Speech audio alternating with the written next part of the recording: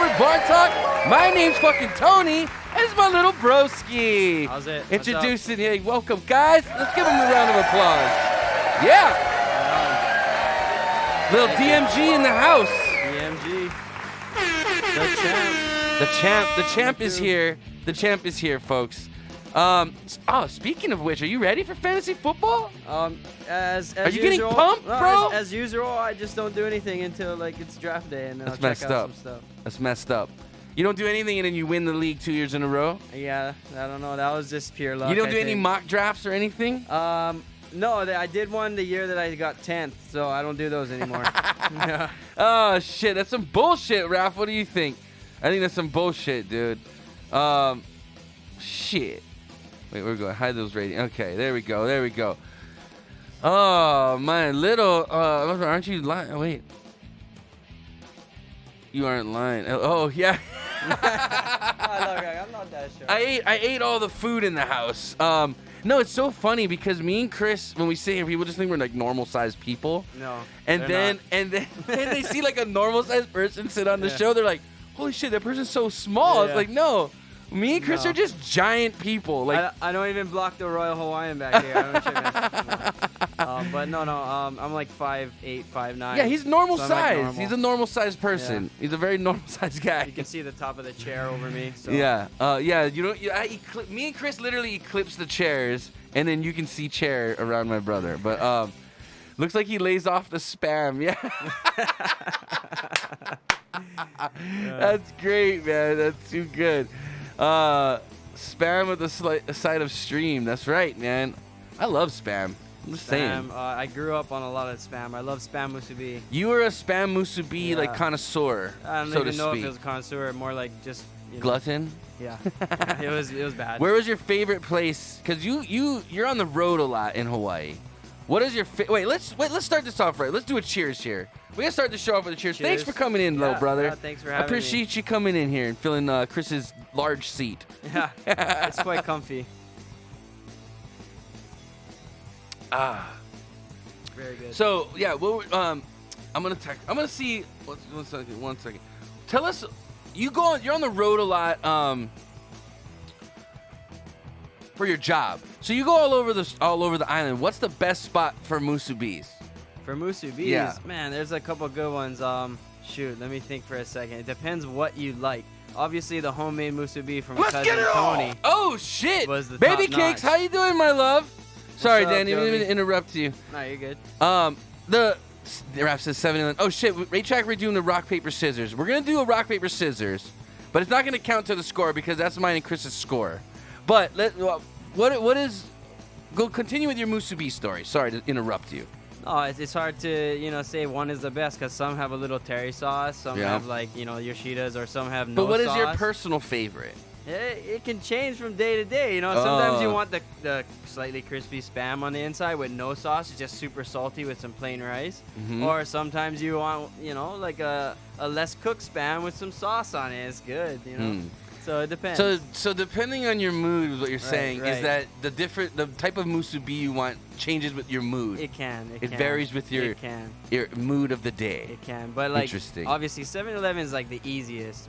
Hey, I have a good story about musubis in 7-Eleven. Okay. I went to Washington one time, and we just had landed, and we want to grab some food real quick, and we stop at a 7-Eleven. I'm like, I run through the store. I'm like, yo, you don't have musubis? Like, where's your musubi? And the guy looked at me like I was crazy. He looked like, I remember that. He thought you were like some crazy little drug addict child. Yeah, it was a But trip. yeah, they don't have, the only place that has musubis is Hawaii for 7-Eleven.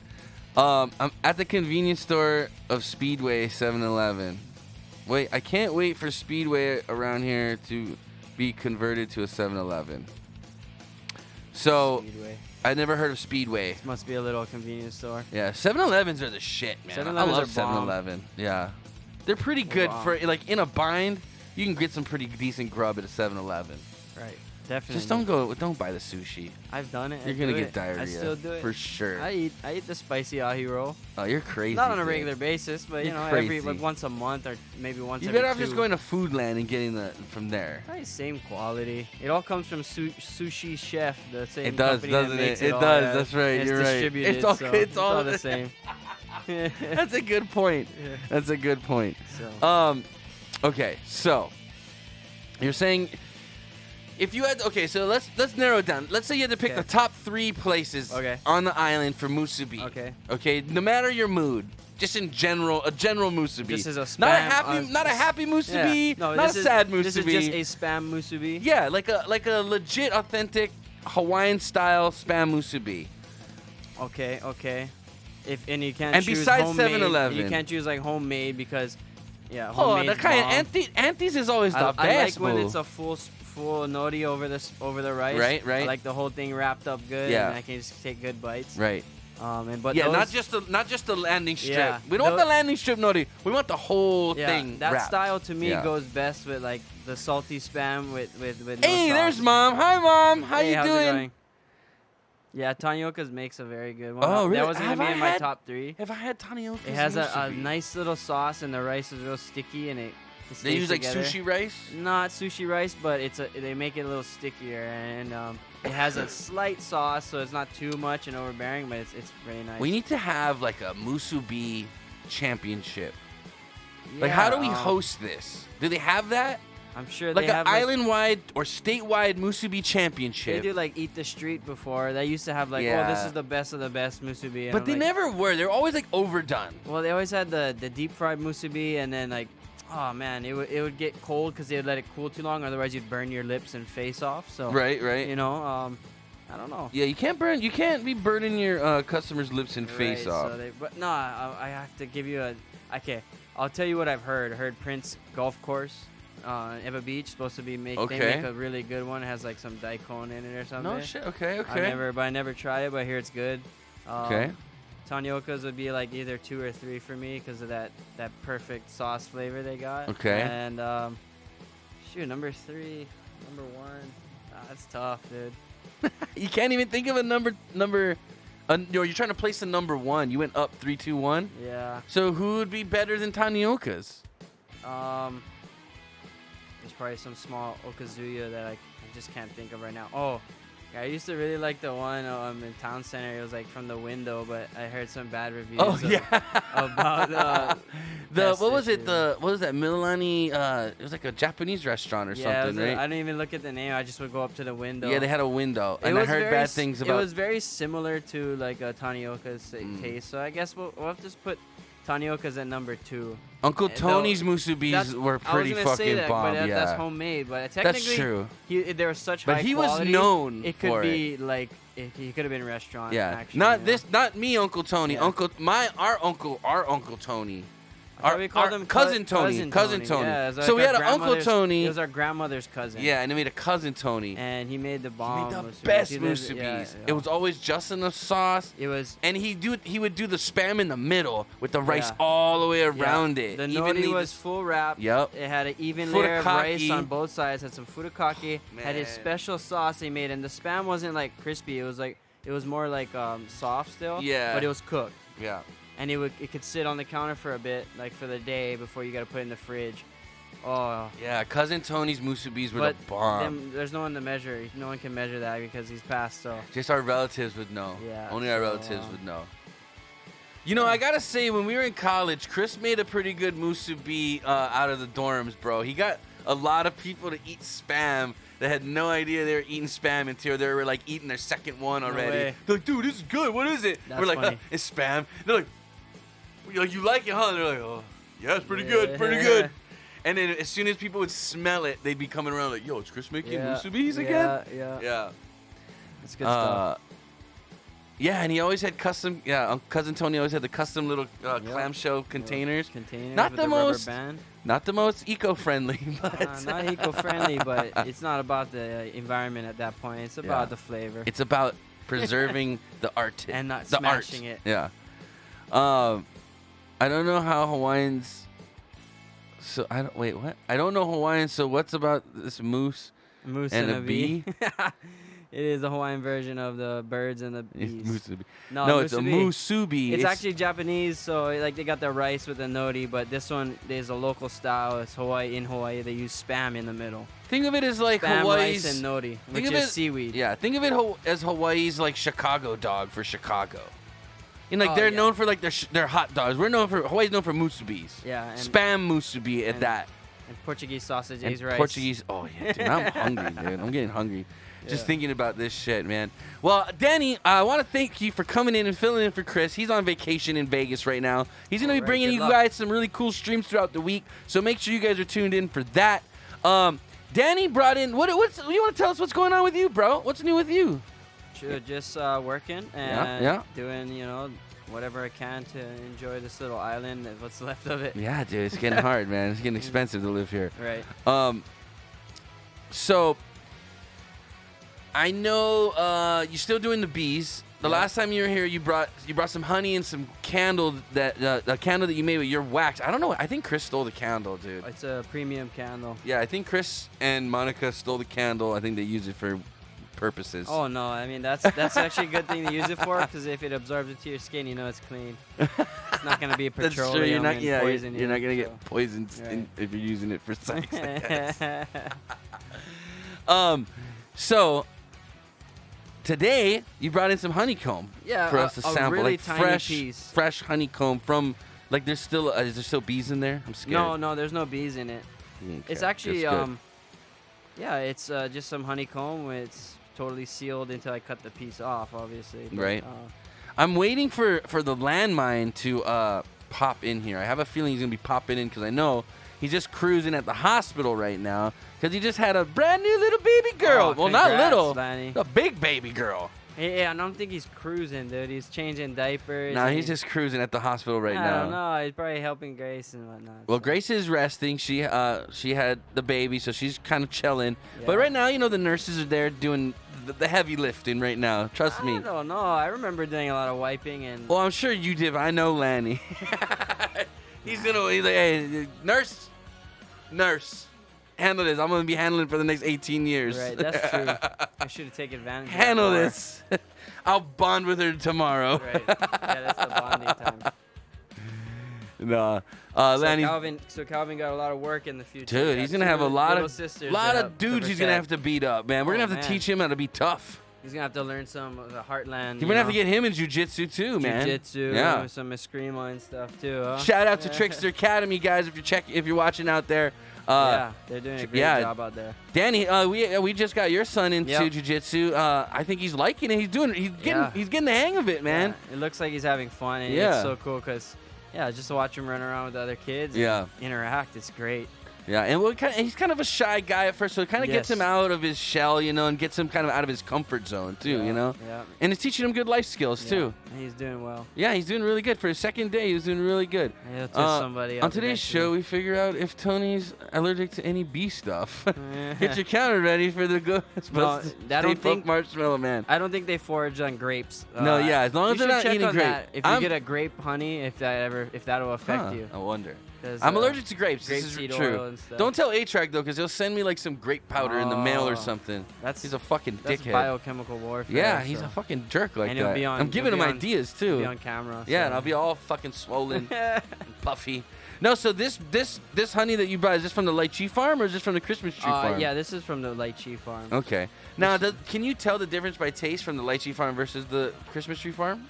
Yeah. It depending on what time of the season and if the lychee is flowering. Like the lychee, you can taste very specifically, and then like ohia is very different.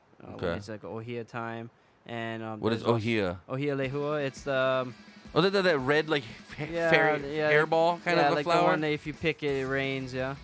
Dude, really? Yeah, it actually. Is that the legend? Or is that real? No, that's for real. Don't pick it. We were hiking up in the Big Island at the. And you picked it and it rained? No, we were picking it. I think some tourists picked some because it started raining on us. Bro, fucking tourists. Yeah, go back to where you came from. Come spend your money and then. And then you go back to where you came from. Lanny, if you're here, bro, let me know. I want to do a shot for your new baby. Let's get it all! Oh shit! We got 2 rock paper scissors we got to redeem. 2 rock paper scissors. Okay.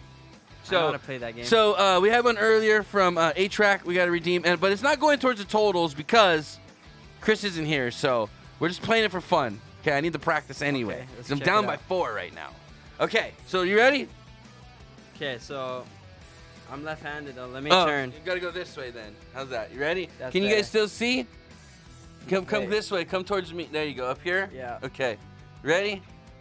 Rock, paper, scissors, shoot. Oh, shit. Oh. Sorry. Come on. I thought you Okay. knew how to play this game, you I said. know. I was going 1, 2, 3. No, rock, paper, scissors, Okay. shoot. Okay, you ready? Okay. This guy, man. I know we played this as kids. Come on. You ready? Rock, paper, scissors, shoot. Come on, I showed you what I was doing. That's the scissors. Okay, one So more. I switched it up. You ready? That was a decoy. Okay, you ready? One Okay, more, so one more. That's one for one. So that's one. I'm 1 for 1. That was our first one. Yeah. Okay. Here we Okay. go. Now this is the one for Mom. See, this is good practice for me because Chris, dude, he's in my head. He fucks with me already. He got the lead, and I just can't. I caught up, and then I just goes ahead again. You probably do the same routine every time. I think I do. I gotta mix it up. Yeah, it's muscle memory. You just the first thing you throw. Yeah, I always throw scissors first. I think. See, so. I start mixing it up. Yeah. Gotta start mixing it up. See, there you go. Okay, you ready? Okay. Rock, paper, scissors, shoot. Yeah. Oh, I stayed with. Oh, it's two. All right. Two straight. I'm 2-0 not tonight. doing- Okay. Okay, we're gonna have Danny on the show more often. Okay. So hey, do you wanna put that up by the camera so they can see Oh, it's a really tiny piece. a little but tiny yeah, piece of the honeycomb? You can show it real quick. There's actually a honey beer we should try to pair this with. You wanna half that and then taste the piece of honey? So there we go. There's the honeycomb. That's pretty gnarly, dude. It looks like it looks fake almost. Wait, go up. There you go. That's pretty gnarly. They're so like, they're pretty accurate about how they make the little holes, like the little bee-sized holes that they make, the little honeycomb. Yeah. I mean, They're like little mathematicians, little architects. they make these little tubes, and as they pack them in, it becomes a hexagon. Yeah, it's pretty gnarly. It's pretty cool. And actually, they'll vary the size of the cell during the season, as well as if certain pests or diseases are picked up and are noticed, they'll change the size of their cell accordingly. How many hives do you have going right now? I only have about 3 at the moment. Oh, that's it? Yeah. What was the most you had going at one point? Like 16. Damn, man, Which what is happened to not a all lot. of them?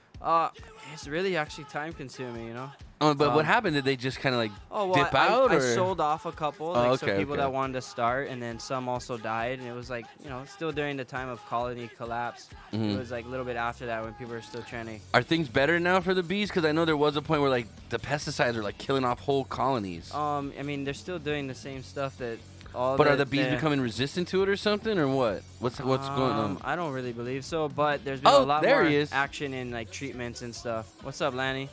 Landmine, happy birthday! Congratulations, my man. We're gonna do a little shot for the landmine here. Keep talking about your beards while I get those rounded up. We love you, Lanny, and congratulations to you and Grace, bro. And do we have a name yet for the baby? Do we have an official name for baby girl?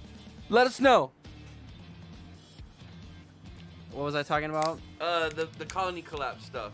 Colony collapse. Yeah, I mean, shoot. It's hard for me to say for everybody, but they seem to be doing well, and they're producing a bunch of honey with all the treatments and stuff that they're doing.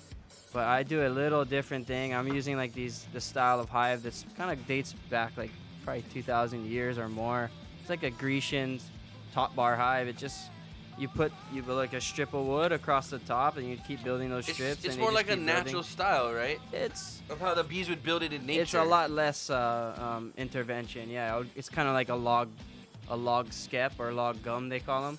Right. They would just Hollow out a hollow out log. logs, and the bees would build, and then they would extract it from the back, getting all the honey. And then once they went to the front where there's like the brood chamber, they'd just stop and let it grow again.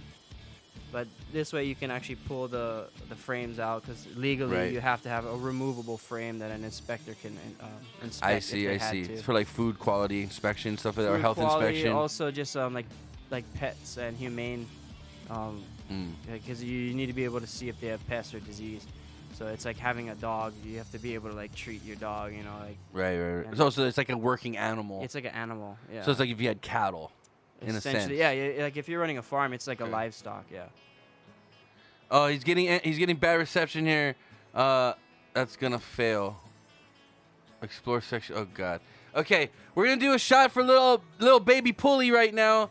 Danny's gonna do a little shot. Yeah. So it's a little baby, so it's just a Yeah. little shot. I'm not trying to. Yeah, make he's shots, man. yeah. I gotta I have him gotta go home to drive, his yeah, babies. That's why. So Right on, but yeah. Congratulations, Lanny and Grace. We love you, man. Congratulations. Yeah, love you guys.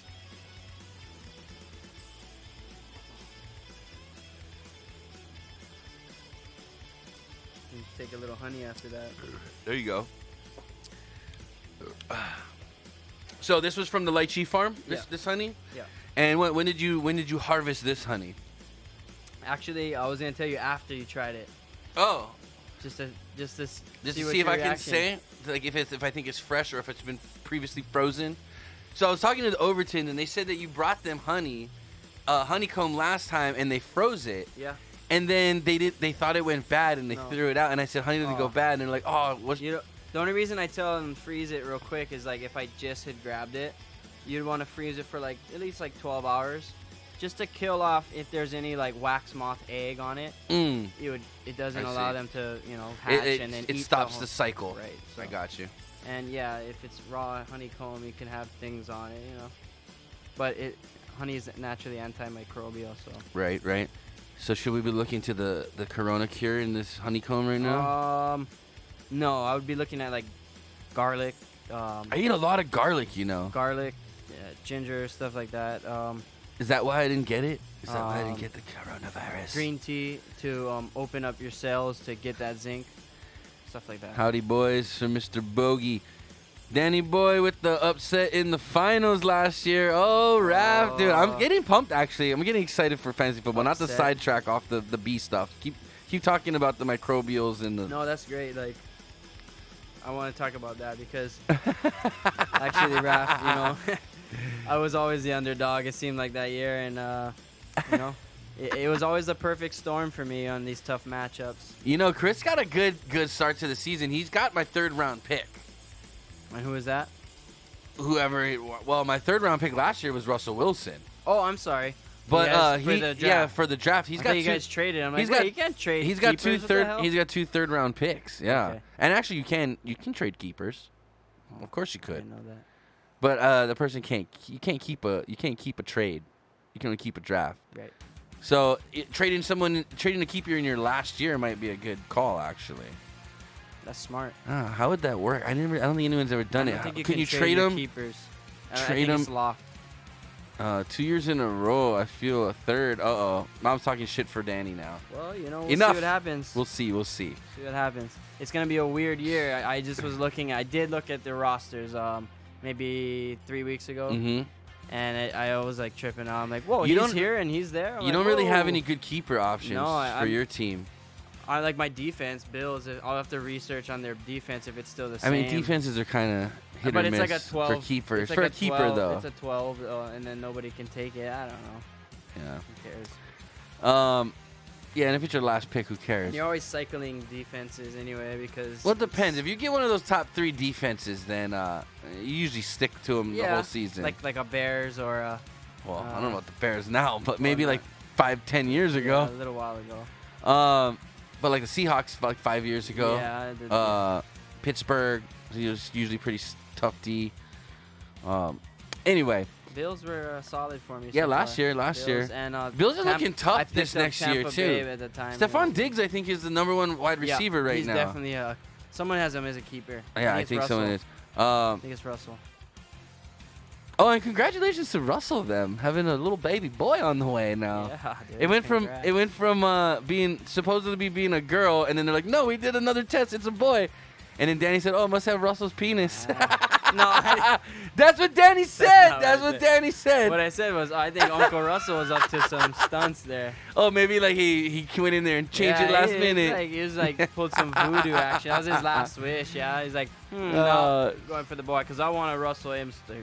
Yeah, it's gonna be a little Amos running around. Oh my goodness, it's gonna be a little troublemaker, man. Yeah.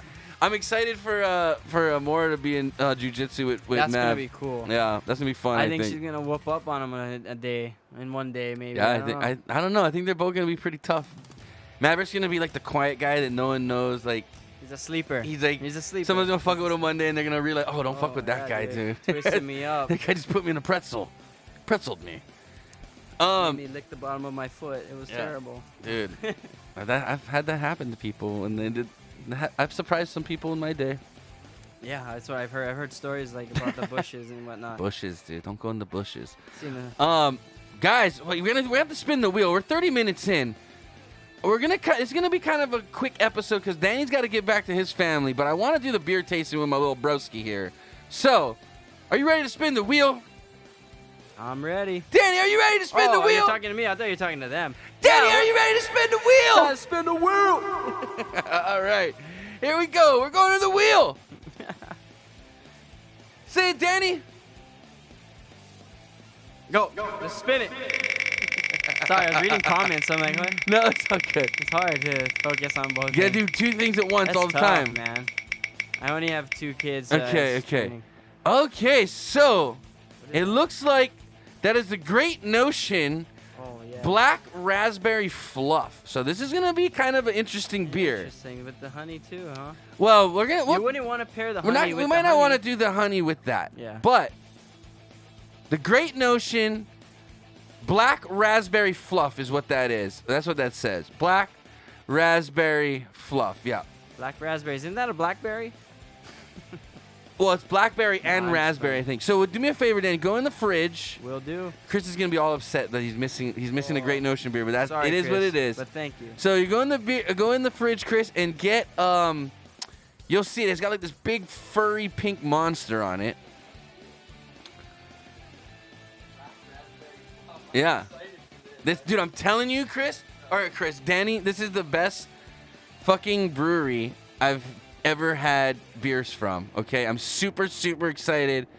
And I'm super proud. Wow, without Chris, man. Hey, Chris chose to go on vacation, Baracho, and I'm not gonna not drink some of these beers while he's gone. He's lucky the hot fudge one didn't land.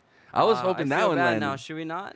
No, dude, It's the wheel. It's fate. the wheel. It's the wheel. It's fate. It's Sorry, the wheel. Chris. Okay, guys, it's the wheel. This was already inscribed in history before you left. So. Yeah, dude, this is fate. Call it fate. Call it karma. All right, we're excited. Yeah, you should drink that. You should drink that one, Ella. Okay. So we're gonna be doing, guys. Great Notion. If you guys don't know about Great Notion, they're the fucking best brewery on the West Coast, I think, right now. Wow. Baracho, I'm really psyched and looking forward to the beers you sent me and you got for me. Danny, when the double stack comes here, I will give you one of those because that's probably one of my favorite beers of all time. What is a double stack? It tastes like a stack of pancakes, maple Wow. syrup pancakes. Wow. It's so good. How'd they fit that in there? I don't know how they do it. They do magic, okay? So, hold on. I got to put this in. Keep talking about some bee stuff or whatever's on your mind, bro. Just talk to the people. Read the chat. Read the chat. Talk to the peeps. What's up, peeps? How we doing? No, I forget what I was talking about. I was talking about some weird bee stuff, but no, bees are cool. You know, they're fun like until they sting you a bunch, but I mean, a lot of people like to know what's the word. I saw Danny get stung in the butt crack once, and he jumped off the ladder. Yeah. Remember that? Yeah, I remember that. That was in Whitmore Village. Yeah. And I was there because the guy's dog got stung, and he had to take it to the the emergency vet because he's like, it's allergic. I'm like, how do you know your dog's allergic? I don't know. He has his medical history for the dog apparently. So. But Some people have medical history for their pets. a lot bro. of people always like to know, like, oh, well, how many times do you get stung or whatever. I'm like, I don't know. The worst is like probably 40 stings in one go. Dude, I remember you came home one time and your whole arm was like Yeah, I was like a swollen. marshmallow. I was like, what happened to you, bro? It looked like you had a broken arm. Like you broke your wrist or something. Your whole arm was just Yeah, it swollen. was nasty. They should be there Friday. Yeah, I have one Oh. from 2018. I'll post pics of the can. You can look. They changed so much. Geez, 40. That's crazy. Yeah, 40 bees stung them in one fucking day. Yeah, I had a hole in some of my equipment that I wasn't aware of. I was removing a hive from a So you always gotta be treehouse. You always gotta be aware if you have holes in your. Yeah, they were a very upset hive, but I mean, I had to like rip the treehouse. There was like a seat in there. I had to rip it open to get to it, and it was a little hectic. A little hectic. Yeah, it was a little hectic. I'll be honest, guys. I was debating like, oh, maybe I'll just do the show from home, and I was like, oh no, dude, we got the Great Notion beers there. I'm going in to do the show, so that's why we're doing it. We're doing the thing. The taint was probably worse. I don't remember the taint, but yeah, it was like on the butt crack. Yeah, it was his butt But crack. no, not I don't the know. taint. Like, it was kind of cumulative. At one point, I was just like throbbing, and I had to like step out of the Dude, hive for a minute. That was Mom that said that? Yeah, I was like, whoa. Okay. Mom! The hell? She gets in the spirit of inappropriate bar talk Yeah. sometimes, you know. She Right does. She on. does. So, all right, guys, we're gonna do this. We're gonna do this thing. All right.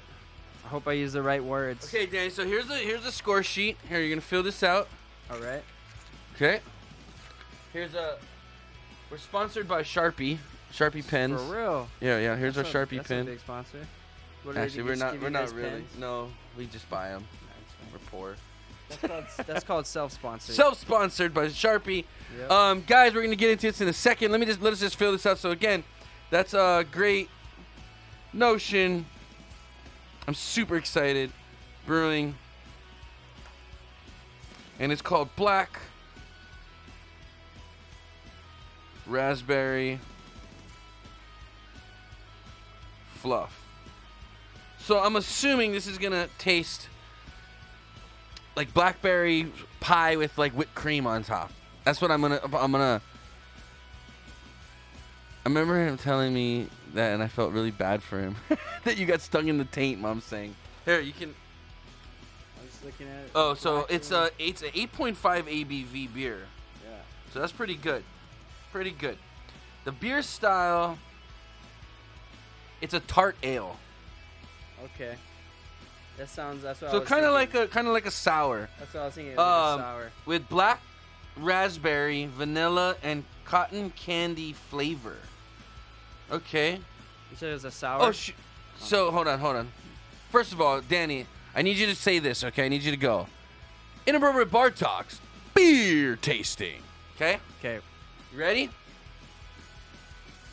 Go. Inappropriate bar talks. Beer tasting. Not bad. Not bad. I didn't practice, so. This is how we're going to do it, folks. Welcome to Inappropriate Bar Talks, beer tasting. A little more spirited. That's how you do it, little broski. Always close. All right, ladies and gentlemen, tonight on the docket, we got one of our favorite.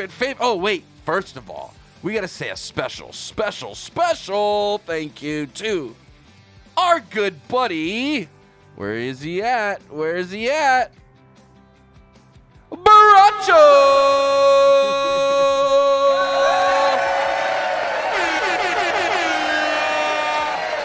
Yes, we want to say a special thank you to Baracha for sending us these amazing beers from our favorite. I'm going to just put it out there right now. Our favorite brewery of the year so far. Great Notion, maybe even the last couple years. Great Notion Brewing. Oh my God, they're coming out with some of the best beers I've ever put into my mouth. It's amazing stuff. And we want to thank you, special thank you to Baracho for getting those beers for us because we can't get them here in Hawaii. We just can't do it. So tonight on the docket, we're going to be drinking Great Notion's Black Raspberry Fluff. And it consists of, let's see what's in here. It is 8.5 ABV. It has black raspberries, vanilla, and cotton candy flavor. Oh, interesting. It's going to be a very interesting beer. I think that's where the fluff comes from. Where do you get the flavors of things? It's like, oh, we got flavor I of coconut. honestly think they just throw literal shit in the beer. Like the last one they had cheesecake. I think they honestly throw cheesecake in there and just blend it in. It's and then, gnarly. and then sediment filter it out. I don't think they Just do. leave the cake in Yeah, there. That's yeah. heavy. It's so good though. It tastes, dude. They had an unbalanced breakfast, and it tasted like coffee and blueberry pancakes at the same time. It was like That sounds good. it's really good. Like even for breakfast itself. I'm hungry again. Yeah. Okay, I love so that. again, black raspberries, vanilla, And and cotton candy. cotton candy flavor. Candy So that's like what? flavor. Basically, Sugar? they use the sugar that you would probably use in Probably in cotton candy. Yeah, Okay. that's my guess. So I'm excited. I don't know. Kind of intimidated. So all we're gonna do is we're gonna go down the list. A lot of the times these Great Notion beers don't fall in a lot of the categories because there's no categories for fucking cotton candy flavor. They're just that cutting edge. They're just that new. They're that cutting edge. So this thing's already like purple and pink. Wow. It's interesting. Hand me your tasting glass. I don't want to do this over my crotch. I'm wearing white pants. Yeah, it's drippy.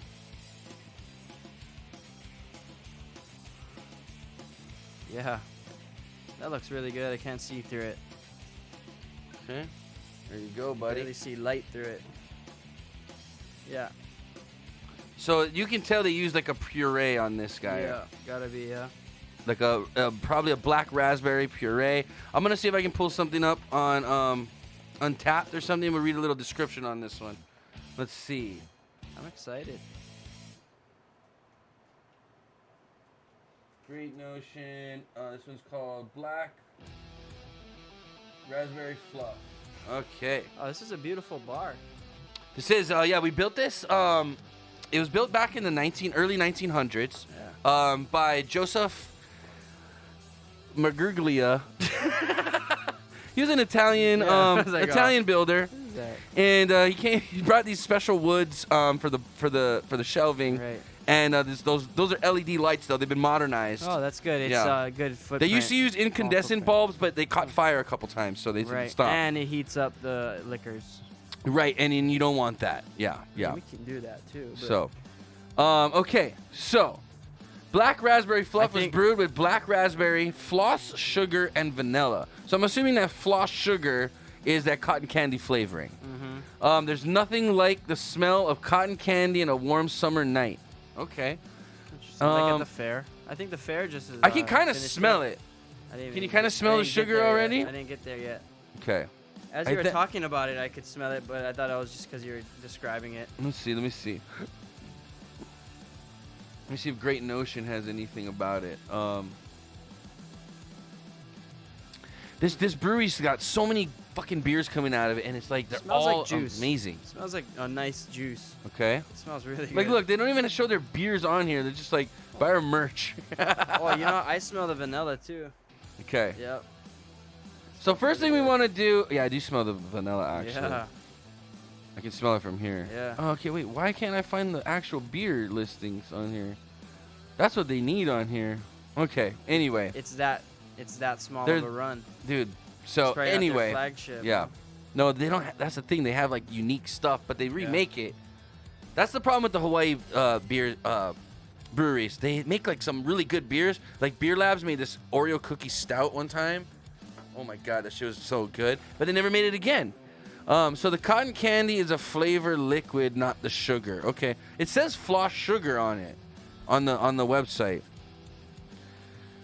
Okay. Sounds like you guys are sponsored. Nah, dude, it's all flavor. Okay. Apparently, I'm so wet. Yeah, A-Track Okay. fell in the tub or something. I Oh, don't know. well, that's okay. It's wet. It happens. All right. So first thing they're gonna do, we're gonna look at the appearance first. Let's do the appearance first, Danny. Let's do it. Okay. So this fucker is thick, dude. It's like Yeah. tomato juice. I barely can get the light to shine through it. Yeah, honestly. so there's It's no clarity. No, like, opaqueness. Head size, it wasn't the most head. Yeah, it kind of disappeared It's fast. on the low side. Retention was on the low side, but that's okay because this is a tart ale, so it's gonna be kind of like a sour beer. Okay. Oh, clarity. Tart ale, I mean, this looks like fucking juice, so I don't know. There's no color. It's red. It's fucking... It's fruit punch red. Fruit punch red. Like expensive fruit punch, though. Right. Like, Well, I'll drink to that. hey, Mr. Bogey, thanks for the follow. Okay, expensive fruit punch. I'm just gonna give it a 2 on appearance because it doesn't look like a beer. So I'm just trying to be fair. Doesn't look like a beer. It looks like some kind of fucking daiquiri, but it does smell really good. Okay, then we're gonna move on to the aroma. Okay. Okay. So we started with appearance. All right. Okay, so I got a lot of, dude. Wow. Aroma. Wait, you drank it already? No, aroma, That's smell. what I was like, I thought you were drinking. No. I'm like, whoa, you drank with. So I'm getting a lot of the Wow. sweet vanilla, and I don't get a lot of berry. I'm getting the cotton candy and the vanilla heavily. Yeah. The berry, In the just kind of background. blended up in there. I Yeah. think that's gonna be more of taste, like that. So bitterness. malty. Would that be malty? See, this is a hard one. Yeah, you fucking with some wet ass pussy, bring a bucket and a mop for some. Oh, Jesus Christ. You're quoting WAP right now? I guess sweetness. I get like an almond kind of a smell too. I get like sweetness. Yeah, sweet vanilla. High. I get sweet vanilla. Cotton candy? Let me see. Yeah, I get that cotton candy. That you know that flavoring of cotton candy, like in the ice cream, rather than the actual cotton candy itself. I don't know. I've never had. Yeah, Cotton well, candy my son ice has cream. a cotton candy, and I gotta finish some sometimes. So I got to have some. Like I would never pick cotton candy ice cream. I want to drink it. This is hard not to drink it yet. It's a process, bro. It's a process. Okay. I get a lot of the vanilla, a lot of the. I guess I get a little cotton candy, but yeah, I do. Okay, yeah. The ice cream is good. Okay, I posted 2 pics for you to look. Oh, for the labels? Okay, I'll check those out in a second. Okay. Maltiness, I'm gonna go with it's sweet, so I'm gonna say it's got a little bit of a maltiness. I don't smell a lot of hops, but I do get a little. I don't smell any. I get a little bit from it, like the berries, I guess. I don't smell any like alcohol in it. That's for sure. I also get like a little bit of a funky kind of yeasty smell if I really get my nose down into it, but it's buried down in there. Esters, that's gonna be like a fruit smell. I do get a little fruit. Phenols, no. Alcohol, no. Sweet is like really up there. I'm gonna say it's super sweet. Yeah. Let's see. Dark fruit. I get a grape. I get a bit of a dark fruit for the malt. Hops, maybe a little earthiness, maybe. I do get some roastiness, not roasty, but maybe toasty. Like, as I'm thinking of a fair, when I smell it, I smell like a fair, and I imagine there's like some funnel cake somewhere by, Like, but are you imagining the funnel cake, or do you smell the funnel cake? I don't know. I feel like I'm smelling the powdered sugar off the top. Oh, I think that's that cotton candy smell. Yeah, it's that cotton candy for sure. That's all I get like a little earthiness though. I do. But it's overall fucking very sweet. Smells delicious. Very sweet overall. If you didn't know what it was, you wouldn't think it's a beer. I would say this kind of smells. It smells like a blueberry pie, or like a blackberry pie kind of. It smells to me like the grape juice from like Metal Gold, that grape juice, but it was like that. The grape drank. The grape juice, like in a carton. Like I get that smell. The purple one. Yeah, the purple one. Yeah, grape drank. Yeah, it's like really good. I don't know. Yeah, it's very sweet. It does like, have like but a. that's like that fake grape flavor, not like the real grape. But in terms of smell, for me, I get kind of a berry pie smell. Cause it has like a sweetness, kind of like a pastry, and then it has like that berry background. Oh fuck! I can smell I do smell a little bit of the alcohol though, cause it does have 8%. I'm gonna say rich for maltiness, like richness. Yeah. I'm not getting like bread or a tart ale. I'm gonna score this. I'm gonna give this a fucking 12. I'm gonna be fair. I'm gonna give it an 11. I could smell a little more of the berries. I could smell a little more of the berries. Okay.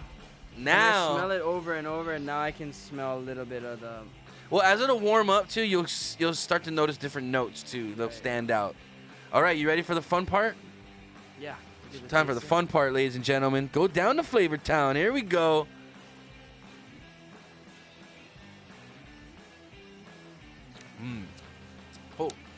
Oh.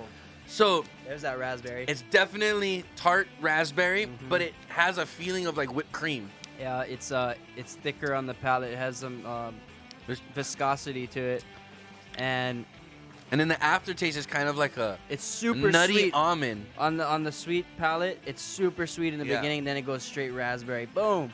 And then it kind of And then fades to it like a pastry kind of buttery tart or buttery kind of pastry kind of. Or taste. like you just ate strawberries or something like. It's on the tongue. It's pretty fucking good. I gotta say, it's pretty fucking It's really good. Yeah, it is.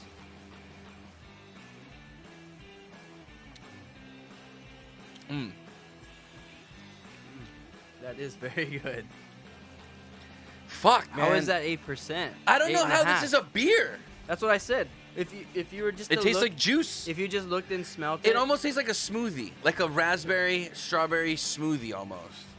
I like you say juice because yeah, it does taste like a fresh juice. Yeah, but it has like a thickness to it. Yeah, A like viscosity. there's some fiber in there still. Yeah, there's pulp. Or that's like that puree. sugar too. Could be that sugar. So there is a maltiness. I'm getting like a I'm gonna say a little less than medium, but it's like a pastry, kind of a breadiness. I'm gonna say sweet breadiness. I'm gonna say okay, bready. I could see that. Cause to me, honestly, it tastes like almost like a really sweet glazed, like almost like you know the Hostess pies, but with like a tart raspberry in it. You know, like the Hostess apple Yeah. pies, but with raspberry, like a tart raspberry. Yeah. Kind of tastes like a guava actually. Like a. I'm saying like a strawberry. nectar. Yeah, the consistency is almost like a guava nectar juice. Yeah, like it has a graininess. Yeah. Dude, this reminds me of a Hostess pie, but with like a dark raspberry. Dark raspberry Hostess Hostess pie. That's what this is to me. It's really fucking good. Get a little earthiness. So that's what I'll say the hops, whatever hops they use. It's not very strong. The berry is very Oh, strong now. I'm getting the berry strong on the flavor. It smells like a sweet grape at first, but then it goes down like a berry. Yeah. It's like a combination of grape and berry. Grape and berry kind of goes hand in hand. The sweetness is, for the flavor, not as strong. Yeah. Medium. Yeah. It's not bitter. It's just tart. I mean, there's slight bitterness in the aftertaste. That's bitterness. I don't know. I get tart, and then it's kind of like a sweet pastry aftertaste. I can feel the alcohol. I don't taste the Yeah. alcohol. It's just fucking good. I wish we had more. Oh, we do. But it's not this one. We have to taste another Great Ocean beer. No, I won't do that to Chris. Harshness? No. I don't know. Unless you don't like tart. Yeah, if you don't like tart, then yeah, you won't like this. Yeah. But if you like blackberry, raspberries, that tart kind of ale, this is like probably the best sour or tart ale I've drank. It almost has It's different from a sour. This you is don't a you tart don't ale. taste some bitterness, kind of like the end of a grapefruit. Well, I'm getting. That's why I said it's kind of earthy. But I it's get like super kind of a, balanced. Like, Yeah. it's bitter, but it's not bitter where it lingers and it's like ugh. Like I just licked you know what do you call that? The zest from the the peel. Like it doesn't taste Oh, like yeah, where it's yeah, yeah. strong and like gross. It's like some tartness, some bitterness, and sweetness. It's really balanced. I'm really liking this. This is really good.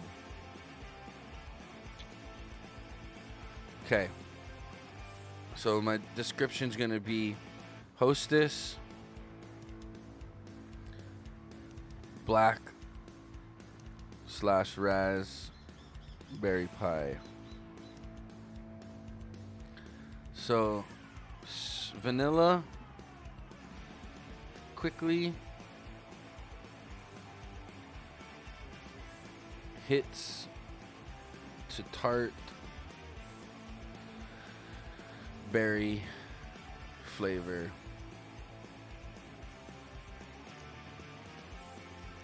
with pastry aftertaste. That's what I get. That's what I'm getting. Body is actually quite heavy. It's on the medium to heavy side. It's pretty thick. Carbonation, on the low side. I don't really get any. It's a little warm. A little warm. There's definitely a creaminess to it. I'm gonna say mouth. It's kind of like a guava, like nectar, or like a light smoothie.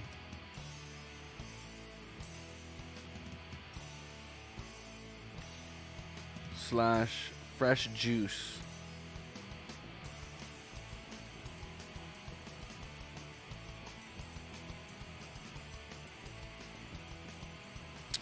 Okay. I mean, stylistic accuracy. Tart ale, I mean, I guess this is along the lines. I'd have to ask Chris on that one. What is gushed? Underbody. I don't know. It's a good question. Like, as I feel like I had this flavor in a gusher before. I I don't think it means that. That's what I would say. Gushed? I'm like, yes, gushers. Almost like I get a gusher flavor on like the red gusher. You know how like you bite down and it's sugary on the outside and sweet, but then the juice in the gusher is like little tart. It's like that. So like you start off as a sweet gusher and then boom, the juice comes out and it's like, oh, it's a little tartar but still sweet. That's kind of what I'm getting here. This is the gusher beer. It's a gusher beer, huh? Yeah. Okay. I'm gonna put gushed, even though that's probably probably not what it is. Sorry, Chris. I didn't mean Well, to see, ruin- gushed is under flaws. I don't know. It's not a flaw. That's under flaws? Yeah. Oh, I'm not gonna scratch I don't think that that'd be a out then. flaw. Yeah. Never mind. Cancel. I mean, shit. Yeah. It's a pretty fucking amazing beer. It's delicious. Mhm. I'll say that. Warmth is like. It doesn't have a warmth in the mouth, right? No. It was creamier. 20. 10.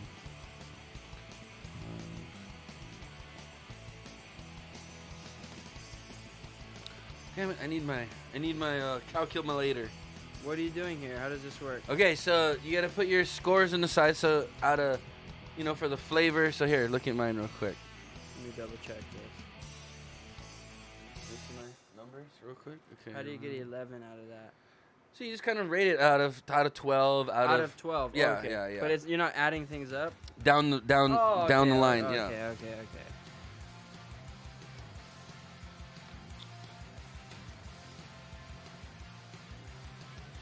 Okay. Wow.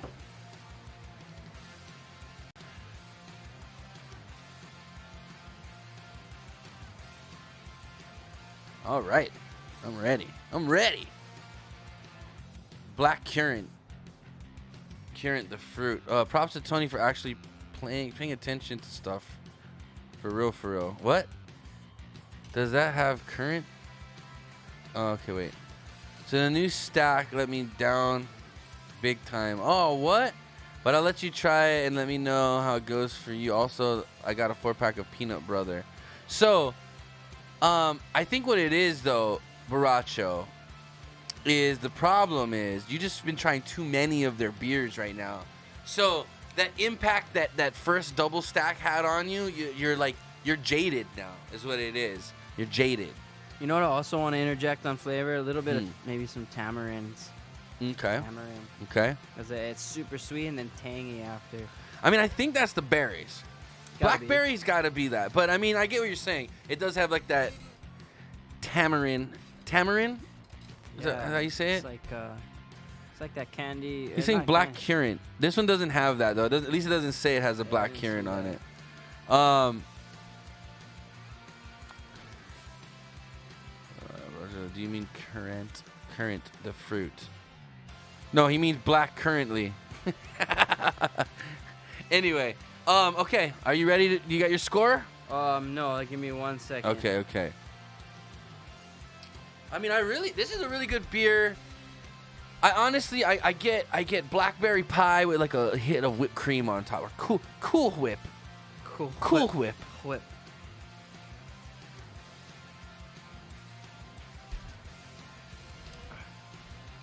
Okay, they do have one. Wait, LOL, never too much beer to sample. That's right. I'm not saying you have too much. I think you've tasted such a variety of their beers and they're all really good. I think you just got the double stack just doesn't have the impact it had on you the first time you drank it. That double stack is fucking amazing beer. Amazing. I think my favorite all time. All time. What is it? The double stack. Which was it tasted like a stack of pancakes. Yeah, it was amazing. It was amazing.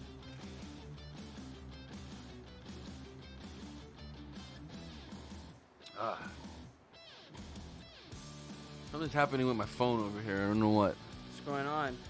I don't know. You good over there? Yep. You ready? Yep. Okay. I think so. Let me just So, double-check that. Double checking your additions. Okay, I'll go first. Okay, beer rating. Here we go. Tony, I gave it a 4.3.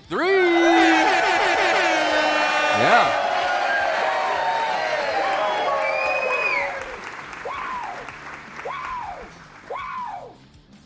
Calm down. This guy's excited. Okay, he's excited. Okay, calm down. Yeah, I gave it a 4.3.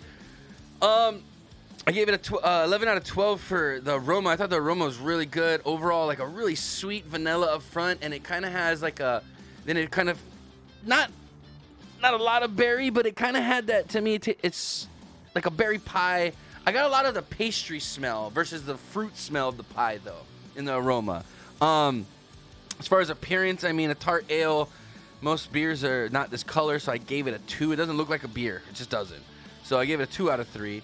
I docked it a little, but I mean, really, that doesn't really hurt the score at all. As far as flavor, I wrote down that it tastes like a Hostess blackberry / raspberry pie with maybe like a hint of whipped cream on it. It has like an interesting creaminess to the texture. It does feel like you ate some whipped cream. I don't. Keep going. I'm sorry. Yeah, and then so overall, I gave it, like, my overall impression, I gave it an 8 out of 10. It's a really good beer. Fuck, I got nothing I haven't tasted a bad beer from Great Notion yet. So keep doing what you're doing, Great Notion. You got a 4.3 from me. All right? There you go. All right, Danny.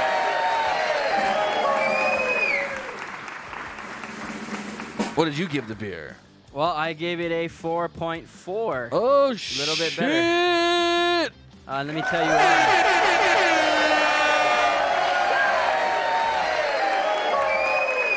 Okay, tell us why you liked it, Danny. Well, that says it's an excellent beer, and let me tell you why. Aroma-wise, I got right off the bat, the cotton candy flavor. Also some vanilla. It didn't smell the raspberry at that time. Then we dug in a little deeper, and the appearance, I give it a 3 out of 3. Reason being, it's deceiving. It doesn't look like a beer, and I like that. It's funky. Yeah. You like the uniqueness about it. I thought it was a juice or like, something nice and sweet. It's pretty fucking good. Okay, It is so pretty sweet. I was impressed with that. But flavor-wise, I'm getting like berries. Like I said, cotton candy in the beginning. I didn't taste vanilla. I smelled the vanilla. It goes to a kind of a cranberry juice, cranberry grape juice for me. And then at the very end, it fades off into like almost like a grapefruity type of flavor, but not as harsh of a bitterness. There's a sweet still lingers around. So, yeah. Mouthfeel, it was really good. It kind of had like, it reminded me of a pulpy juice almost. Yeah. Kind of has a graininess, not grainy, but thicker than water. And maybe some sediment in there. Like a pulpiness. Yeah, pulpiness. Yeah, so like I was thinking of it was like a fresh squeezed juice in terms of mouthfeel. And then overall impression, I would pay money for this beer. I think they know what they're doing. They're getting a good job. The accuracy and the description, I was thinking it would be a little sweeter in the berry section because I was thinking black raspberry. I was thinking blackberries are sweet. Raspberries are a little more tart. Raspberries are pretty tart. Even blackberries are a little tart if you don't. I'll get some tart ones and then I get some super sweet ones. Mm. So, and other But than this that, isn't a blackberry, it's black raspberry. I realize that, but it still made me think of blackberries. Right. So, it was delicious. It's good beer, man. I would drink it again. And especially at 8.5%. See, I like IPAs and stuff. So, Yeah. And this is a nice change. I can't even taste the alcohol, though. Right. The IPAs lately have been kind of heartburny for me. You know, Yeah, like, yeah. So this I would drink for a while just to switch it up. Baracho says he likes your review, Danny. Yeah. Danny's good, bro. He's smart like that, bro. He's very Thank articulate. you. I felt like this was kind of tough, but it made me think for a minute. Yeah. Yeah. You did good, bro. Trying to hang in there. Cheers, man. Yeah, cheers. That was delicious. That was beer. a good beer. Great job. I'm telling you. Notion. Wait till I'm gonna give you one of the Great Notion when they get here. We'll do a little tasting and Very good. save it for a special occasion. That's one of the best beers I've ever had. Well, this was great. Thank you, Baracho. Yes, thank you, Delicious. Baracho.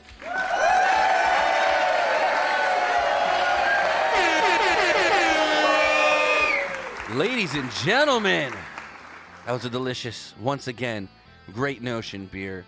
Got an overall 8.7.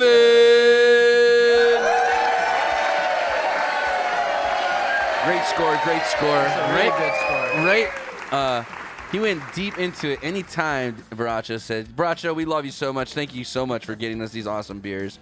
And for having the willpower to save them and send us one of each. Because he buys more. Basically, he buys like 4 packs of all of these, and he'll save us one and send it. And I'm like, dude, that's so nice of him, you know? That's very thoughtful. I did get you some beers, though. I got you, I still got your Imperial coconut porter in there. I'm going to send you, so sit tight. The Dolce one.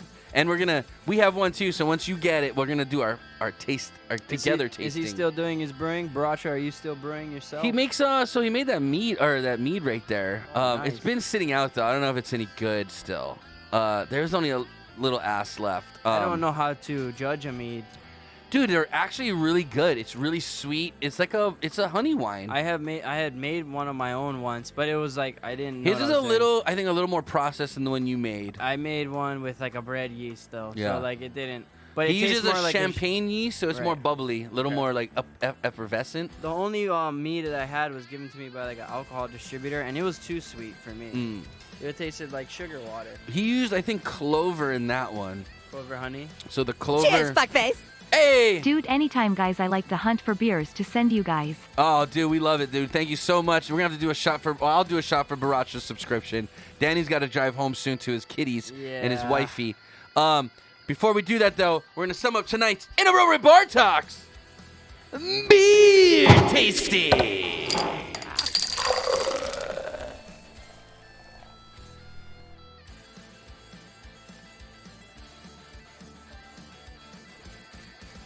Oh, he used a mead yeast. Oh, he used the actual mead yeast. All right. Ladies and gentlemen, thank you guys for tuning in. This is not our normal show. Chris is out of town, so we're going to be kind of doing things a little quicker than normal because my little broski here's got to get back to his family, and I appreciate him taking time out of his very busy day to come kick it with his big older brother and have some beers and talk about some cool things and talk about bees and talk about conspiracies. We're going to get into that in a little bit, so why don't you let's sum up everything we got. Let's talk about some more of this honey stuff. And then maybe go run down some samples to the Overtons and see how they like it. And then we're going to talk about some vaccination stuff. And then I'll let you get out of here. Okay. Yeah. Let's talk about it. I don't know much about it. Well, there's not a lot. Really, I not really want to talk about the vaccination stuff. I just kind of want to talk about something I came across on the internet. Well, of course, I think a lot of people have seen it already. The shielding approach thing that the CDC's posting on their website is very concerning because it's literally talking about fucking setting up camps for people. Imagine that shit. Just to see a puff of yeast coming out that... What? What are you talking about? Puff of yeast coming out of a bitch? He said, no. What are you talking about, A-Track? You're a kook. Anyway, yeah. So, here, hand me your beer tasting thing before we get honey on it. Yep. Put this over here. Again, thanks again, Baracho. And thank you, Great Notion, for being so amazing. Honestly, like that's a good amount just to taste. Yeah, I know.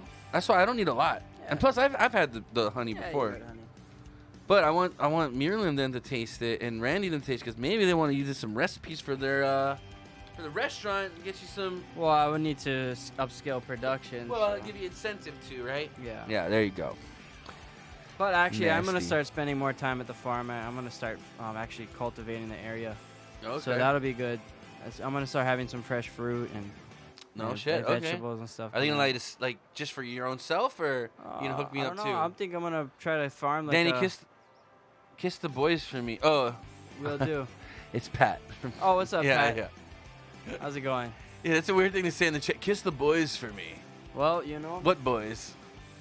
No. The boys down at the skate park, Pat? You sick bastard. All right, cheers to you, Barajo. Thank you so much for your subscription and, of course, sending me the beers. Woo! Right on. Thank you.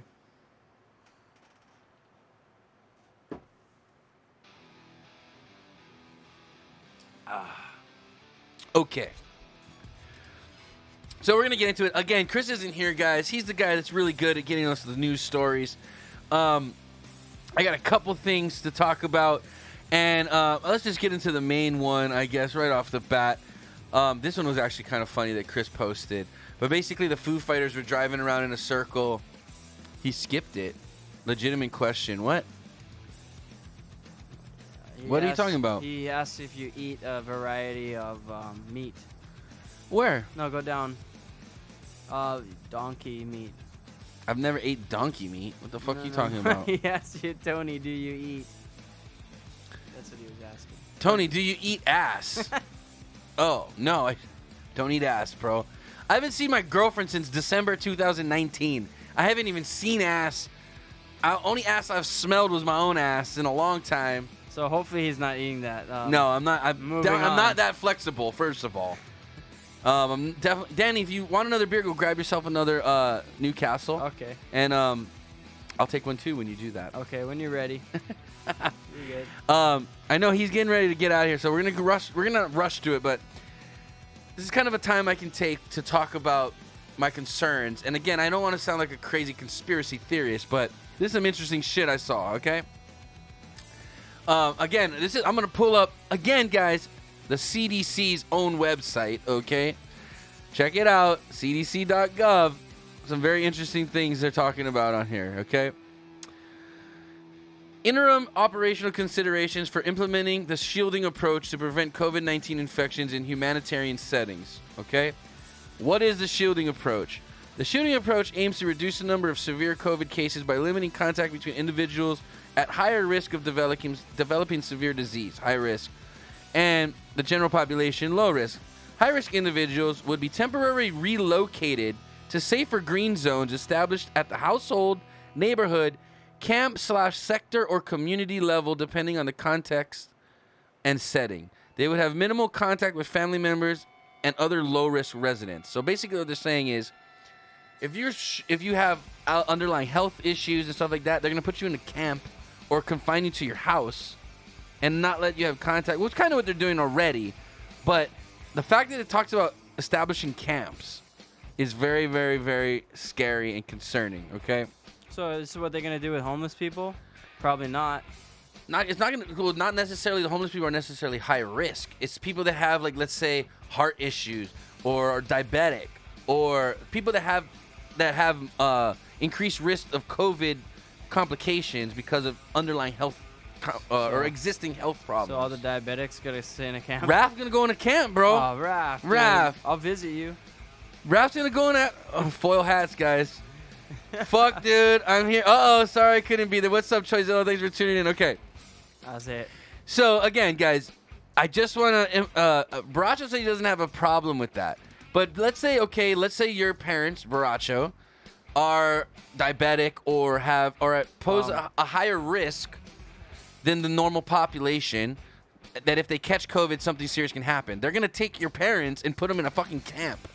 And you're not going to be able to go see them. You're okay with that? I doubt fucking that, bro. Do they still send the checks? Doesn't matter. You're in a camp. No, I'm just saying. You're not going to need checks. No, You're going to be taken care of, quote unquote, right? I would just stay in our house. I mean, what if you're not given the option? That's the thing. Is it basically what they're saying? Okay, hold on. Okay. So who deems Current you evidence high risk? indicates that older adults and people of any age who have serious underlying medical conditions are higher risk for severe illness from COVID. In most humanitarian settings, older population groups make up a small percentage of the total population. So what they're saying is, it's only a small percentage of elderly we're going to throw in these camps. Don't worry about it.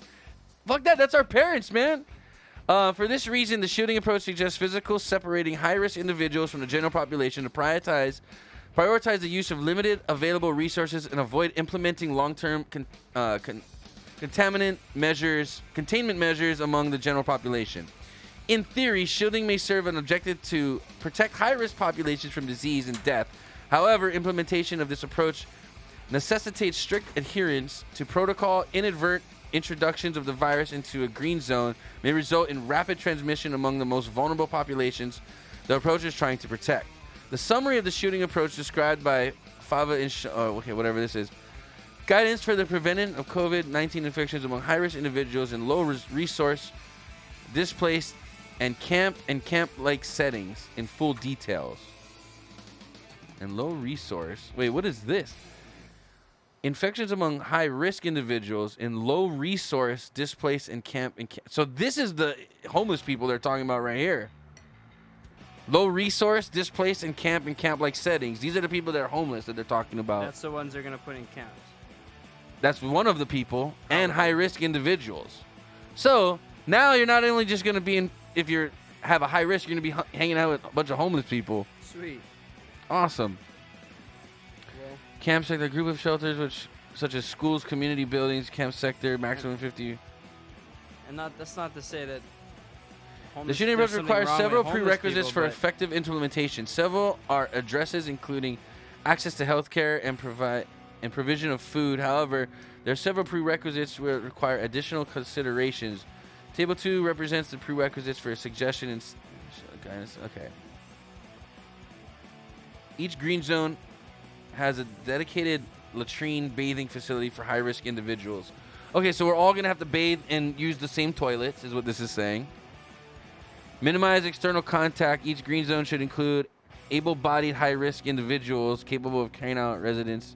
Are they doing this? Is this what they said? This is something that they're considering. Because honestly, there is right a little here. camp. There is a camp Considerations in Whitmore Village, which is down the road from where I keep bees. Right, but that's like a homeless camp. It's a camp. No, what it is I believe it's homeless people that have contracted COVID. They quarantine them there. Wait, are you serious? Yeah. So there's already a quarantine camp where you do beekeeping. Not where I do, but down Or the near. road. Down the road. Where is it? I've never seen this. On Whitmore Ave. You go past on Dole's on your right after like Yeah. a couple you go past that. So you're telling me they're past the housing place where people you can there? Fish. Yeah. They have homeless people that they're quarantining for COVID. So they're already doing this to the homeless people. They first started doing this in Ke'ehi Lagoon. Daily investing. Sup, Tony? What's up? I don't know who that is, but what's up, man? Thanks for tuning in. Daily investing. Is that I don't know who that is. Maybe is that Kahi? Maybe. Hey, there we go. I figured it out. It's Kahi. What's up, Kahi? Yeah. This is for you, by the way. What is? Oh, the beer. Yeah. Thanks. Appreciate that, brother. What a good little brother I got here. Trying to get this guy to come to jiu-jitsu too. He's just such a busy guy. So, okay, wait. So you're telling me right now that there's already a camp in Whitmore where they're housing homeless people with COVID? Yeah. It's like where you have to go to quarantine and then they move you out once you're done. I don't know. They're already doing this shit that we're talking about. They already have camps for COVID people. Yeah, for people that can't quarantine. So like, in their own space. Just saying. This is kind of remnants of how the Holocaust started. Well, no, that was... They started putting Jews in camps. Yeah, but that was because they were saying that Jews were spreading diseases. Yeah. This is how it started, man. I'm just saying. Let's see what we got here. The CDC doesn't know shit. Back in March 2020, they told us to not wear masks or gloves and that they don't work. That's true. You know, actually, Kate, you want to talk about Holocaust real quick? And okay. This is what scares me is actually the Holocaust, the very first steps was like, oh, if you're a Jew, you cannot eat here. Or you cannot do this here. Now it's like, if you're not vaccinated, you can't do this here. But like, that's what I'm getting at. You choose to be vaccinated. You don't choose to be a Jew. Who you're born, right? How you're born, So, like, right? there's a different premises, but still, I feel like it's kind It's of still weird. discrimination. It's, if you want to do it, you should be able to do it. If not, then whatever. One thing I liked, I saw in Italy, I don't know. the people that were vaccinated, so they have a green book that they get like a vaccination passport. I did see people getting hassled, yeah. So they were getting, so when they get vaccinated, they get the green book. That's their vaccination passport. People were burning those in the street to show solidarity with the people that don't want to get vaccinated. That's cool. So they were like, hey, we're that's how it vaccinated, we're should be. good. But stop harassing the people that don't want it. Yeah, it should be That's your how it choice. should be. We should start taking fucking examples. Well, this is what's going to happen is there's going to be, for instance, layoffs in businesses and people quitting. And there's going to be like this huge class action lawsuit at the bottom of the cycle, I believe. Okay, let's see And what we got here. then things will probably go back to normal, maybe. That's my Here's my prediction. thing though. The more freedoms and stuff we give up, the more we let the government take control of things, we don't get those back. Well, the but- government never goes, oh, by the way, here's some of those freedoms you gave up back. But the worst part about it is that people aren't Never. even making a sound. They're just like, They're okay, just like, yeah, we'll do it, whatever. okay. And what it is, I think, honestly, I think people are just so desperate to try to get back to normal life. Yeah. They're willing to, like, I- whatever you guys want us to do. I get it. Like, get okay, it. we'll just do it and then leave us alone. Right, but they're But not that's not going to the leave right- us yeah, they're alone. not gonna. That's my They're point, just guys. gonna take more. They're going to say, and oh, more, well, you let us do it and the more, last and time. more. Yeah. Right, what you're seeing is a power grab. It's That's fucked how up. I feel about yeah. it. Hold on, let me go to the chat for a second. Let's see. We got CC doesn't know shit. Back in March, they told. Okay, yeah. What's up, Kai? Choizilla, you're a moron. Who's saying that? Kazi? They do work, but they're not the way you think Oh, they actually, should. I just saw. They have those places all over the nation. What? Yeah, I saw the mask being effective. Okay, if you're vapor. Oh my God, Tony! no, Hold on. Let me do this. Leprechaun. Oh no, they said we shouldn't wear masks. We couldn't wear them on the planes as employees. America's unions. Shit. Okay. Wow. Back in March 20. Yeah. No. So. Okay. Okay. Here. What were we just talking about, Danny? What were you gonna get at before just in case I don't want to just move on said to another thing? On effectiveness of masks. Okay. What did you want to say about that? I saw a demonstration where the guy's just blowing his vape through the mask. Oh, and, yeah. like, it goes in and out here. So when I breathe, It does the same thing. it just swirls around the Right. room, mask or not. So Like, masks are a joke. We know this, yeah, right? yeah. We've already established that we went onto the CDC's website and we looked at their definition of a vaccine, and we know that whatever they're putting in people right now is not "quote unquote" a vaccine by definition. Yeah, that's what I've heard too. Yeah. I mean, you had COVID. Were you, and for a long time you were giving blood for antibodies I was giving plasma. or plasma. Are you Yeah. still doing that? I haven't done it in like a couple months. but Okay. But are you still producing antibodies? From the last time I did it, yeah.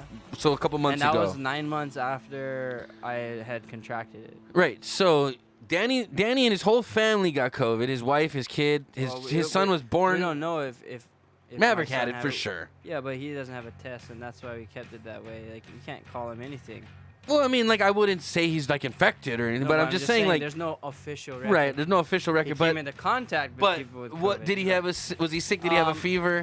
No. Actually, okay, no. So what he had the fever. He was the only one that had a Okay, fever. he had it then.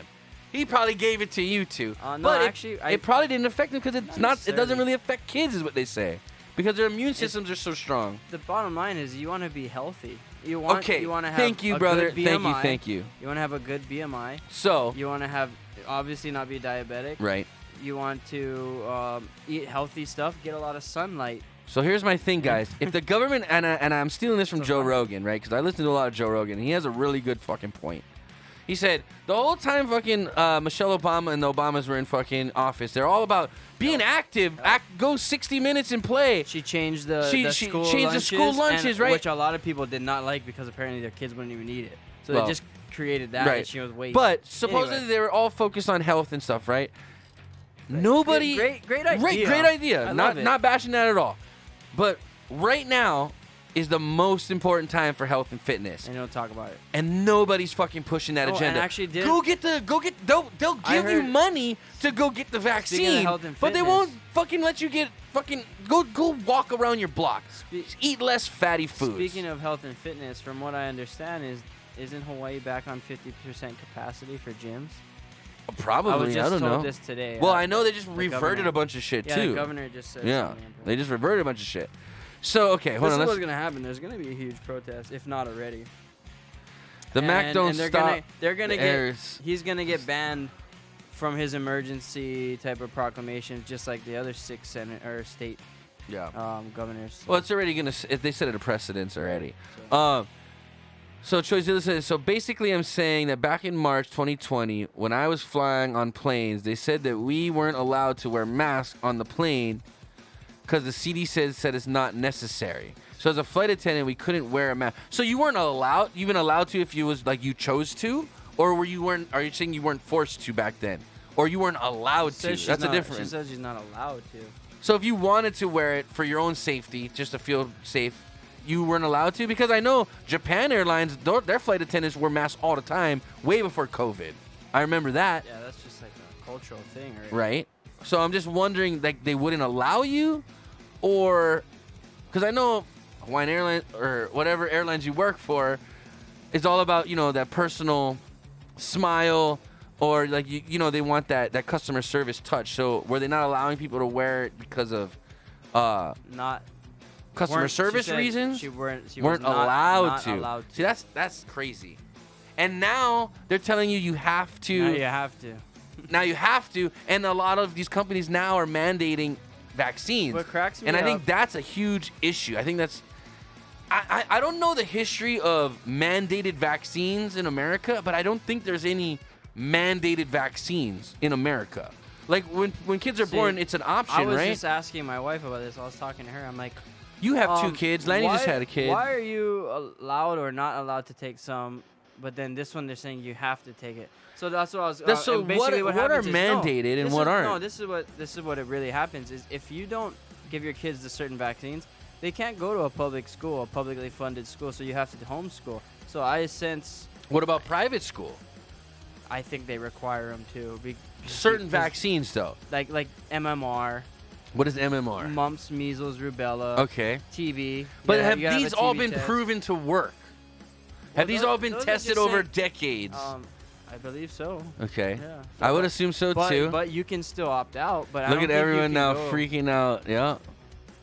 Yeah, everyone's like it's crazy. Requiring employees to do something is basically forcing them to. Right. The best article I've read on masks was from Simone Gold on USA Today. I don't care about masks. Hey, you want to tell your employees wear a mask when they're doing food service? Hey, I'm all for that. I don't want to spit in my food anyway. But it should be a choice. I mean, food service, you should wear a mask. When you're handling food, you should have at least a face covering, so when you're talking, you don't spit on the food. It happens. I'm just a normal dude talking. I spit a lot. Yeah, it's coming out of here too, and it's not the droplets. It's the aerosol. It is right. It's the air, but it's more so. I think they keep going back and forth on that too. It's an illusion of safety, right? That illusion of safety where it's like if you go to a restaurant and like your server's wearing a face covering, you feel more safe. I was gonna tell you about that article, Simone Gold. Yeah. And what it was is everyone in the medical community agrees on it, and actually wearing a mask is a way to. It's an illusion of safety. Yeah, it's not. It's to keep the patient protected, right. and it's not their physical protection. It's their mind. It's not right. so they're not scared. Right. Is what it really is. It's like really. Let's be honest. Even if a doctor had you cut open and was talking, and a little droplet of spit got in your cut and sewed you up, you'd probably be fine. I would think so because they probably stuff you with iodine and stuff. Yeah, you're probably all cleaned out. And plus, they pump you full of fucking antibiotics. You're fine. Like modern day medicine. And I would think will be fine. Your body has a balance. And here's another thing. Okay, so again, going back to what we were talking about is being healthy, getting your BMI down, going out, getting some vitamin D from the sun, just being active. Which is another one of the reasons why I joined Jiu-Jitsu. Again, shout out to Trickster Academy. Yeah, love what you guys are doing there. We love what you guys are doing there. Great family fucking oriented business. I shouldn't have said the F word when I said that, but you know how I feel. But shout out to you guys. Great. Everybody I met there has been super chill ass people, and I've been loving my experience there. And I'm getting healthy while doing it. So I'm learning how to scrap. No. No, I'm just learning how not to get choked out by my own sleeve is what I'm learning. Yes, South Park reference. Wait, what happened? They took her jibs. Yeah. There you go. Don't take her jibs. Don't take the jibs.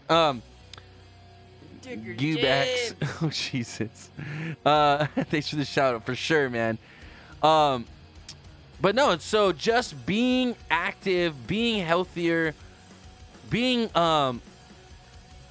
not stuck in your house is number one. That's the worst thing. Right. Don't sit in your house and wait for this to end. It's not going to end. Go to the beach, if anything. Go get some sun and some vitamin D, right? Go to the beach. First step. Eat some fresh fruit. Second step is what people are. Why are they trying to give?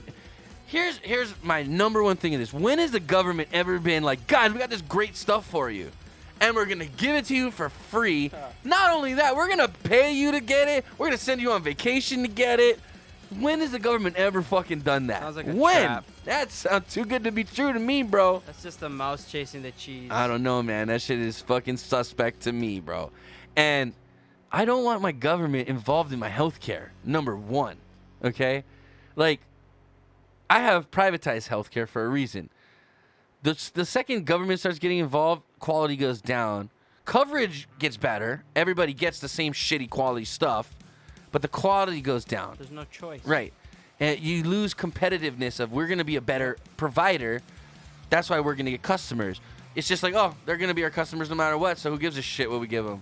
That's not a good idea. So government needs to be out of our healthcare. Or we have to spend all this money and use all of this equipment, or we don't get Well, it Chris, did you get a haircut or something? Yeah. He's been working out. Really. Actually, I grew he it grew out. his hair out and I grew straightened it it. out. Yeah. What's up, Big Spin? Thanks for tuning in, bud. Okay, so first thing we were talking about, get in better shape, be healthier, and COVID won't hurt you so much. Second thing we were talking about is we don't want government in our healthcare. Third thing I want to talk about is, and I'm kind of rushing through these. The third thing I want to talk about was, shit, I had it on the tip of my tongue, now I forgot it. Oh, therapeutics. Why is no one commenting about the therapeutics now that they're acknowledging works? Hydroxychloroquine, they're like, oh yeah, we don't want to tell anybody, but yeah, that shit works now. Yeah, it works. They're not. So if I get COVID, Because- and let's say I get hospitalized, Who would've- I can take hydroxychloroquine and I'll be okay. We knew someone that got it, That was in the would've- hospital, and he has diabetes. He's obese. He's a big dude. He couldn't breathe. He went in the hospital that night. They gave him hydroxychloroquine. They released him the next day. He was fine, back to normal. These things work, but they're not going to say it because Trump suggested Let it. me tell you why. Because it's cheap. And It's already here, yes, and it doesn't sell their vaccine. right. They don't about get that money. new money. Just look at the stocks Ah. for Moderna and J&J, and they're making bucks, dude. It's about money. It's all about money. It's about money and power now. Yeah, it's about controlling the people, guys. If it's mortality rate is 0.01%. Okay, so what do you think all the people who took the vax, are they going to flip a switch and kill them all? No, I don't think it's that. I think I think they just made some money off of I think them. I think they're literally just making money. Insurance companies pay. I think that's one thing. So I was talking to a friend of mine, and she has a cousin who's into pharmaceuticals, and she said, dude, this vaccine doesn't make any sense. It doesn't do anything. And she's like, I swear this is just a money grab. And Dr. Luc Montagnier, who I've been talking about all this time too, also says he thinks you're just doing this to make people take a vaccine. It's a money grab. The vaccine doesn't stop you from getting the virus. If you can't figure out what's really going on, Yeah. there's always one solution: follow the money. Follow the money. Boom. Yeah. Done. Case closed. That's what we said today too in our text. It's all about the money. What's up, Chris? Get COVID or something? What's up, Mufasa? No, yeah, Chris is on a emergency diet. And he went and got plastic surgery. Got handsome. No, this is my little brother, man. He's filling in for Chris. Chris is in Vegas right now. This is Lil Danny. Not Lil Danny. He's big. He's a man now. I used to call him Lil Danny. Lil Danny boy. Danny boy, the drummer. DB. Little drummer boy. It's DB Johnson. DB Johnson.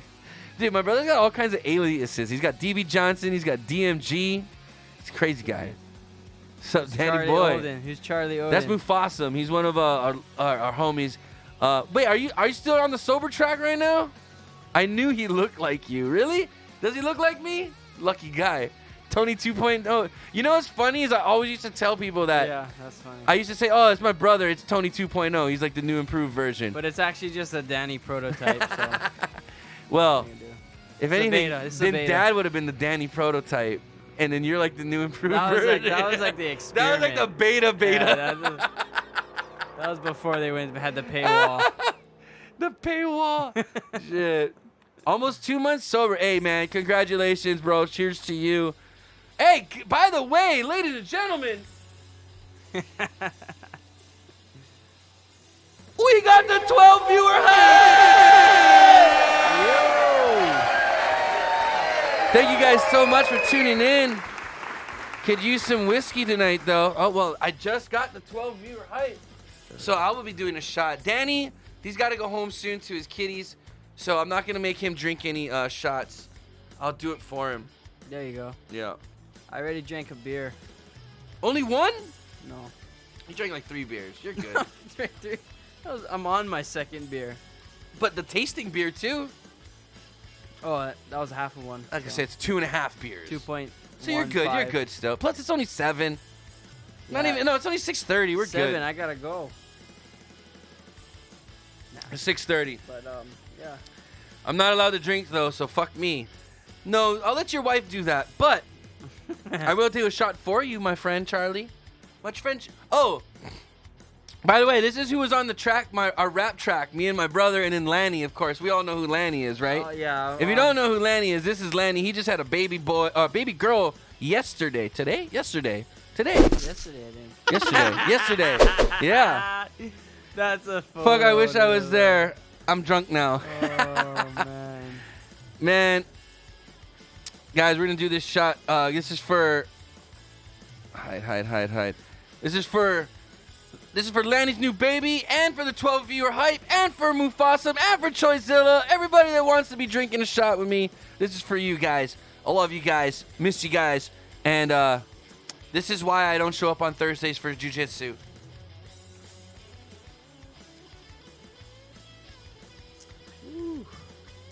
Which kind of sucks, because I really... Hey Danny, do you remember doing the show and Tony never gave me or Raf a shout out, only Jeeve the little tinny boppers one?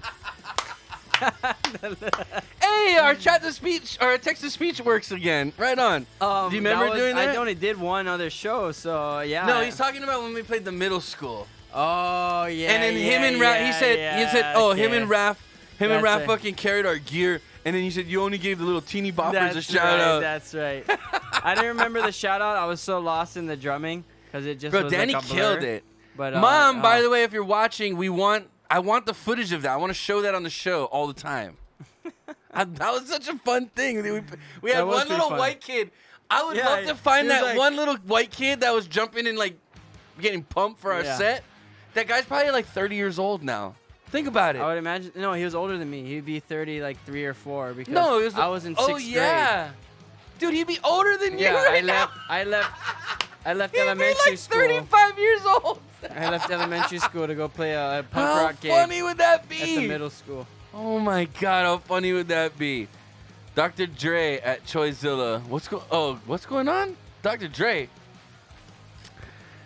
Oh shit. Gosh, it's somewhere in my storage. I need that. No clue what you guys are talking about, A-Track. You have 3 followers and no profile pic. Okay. So yeah, dude, I would love to. So I think you were 6th grade, which means I think we were juniors in high school. We're juniors, and me and Chris and my brother played. You guys would have been like sophomores or something. No, I was in 6th grade. I wasn't even intermediate yet. John was 8th grade. Oh, So if John was 8th that grade, means I was in 7th. You were 7th grade, I think. Yeah. It was amazing. Yeah, so you would have been, Wait. Bro, she had a whole concert after Open Mat last Friday. What?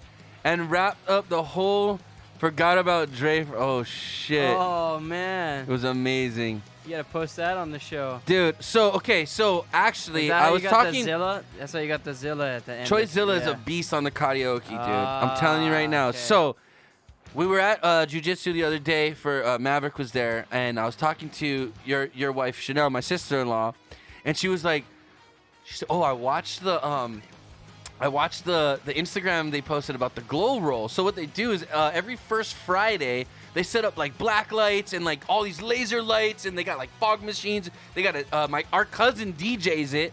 You probably haven't even met our cousin yet. Our cousin Taylor DJs it. DJ T Fresh, what's up, brother? He's our cousin through marriage. Yeah, he's our cousin. You probably haven't met him yet. I just met him like a month ago through jiu-jitsu, and we're like, wait, I think you're my cousin. And like, yeah. Weird.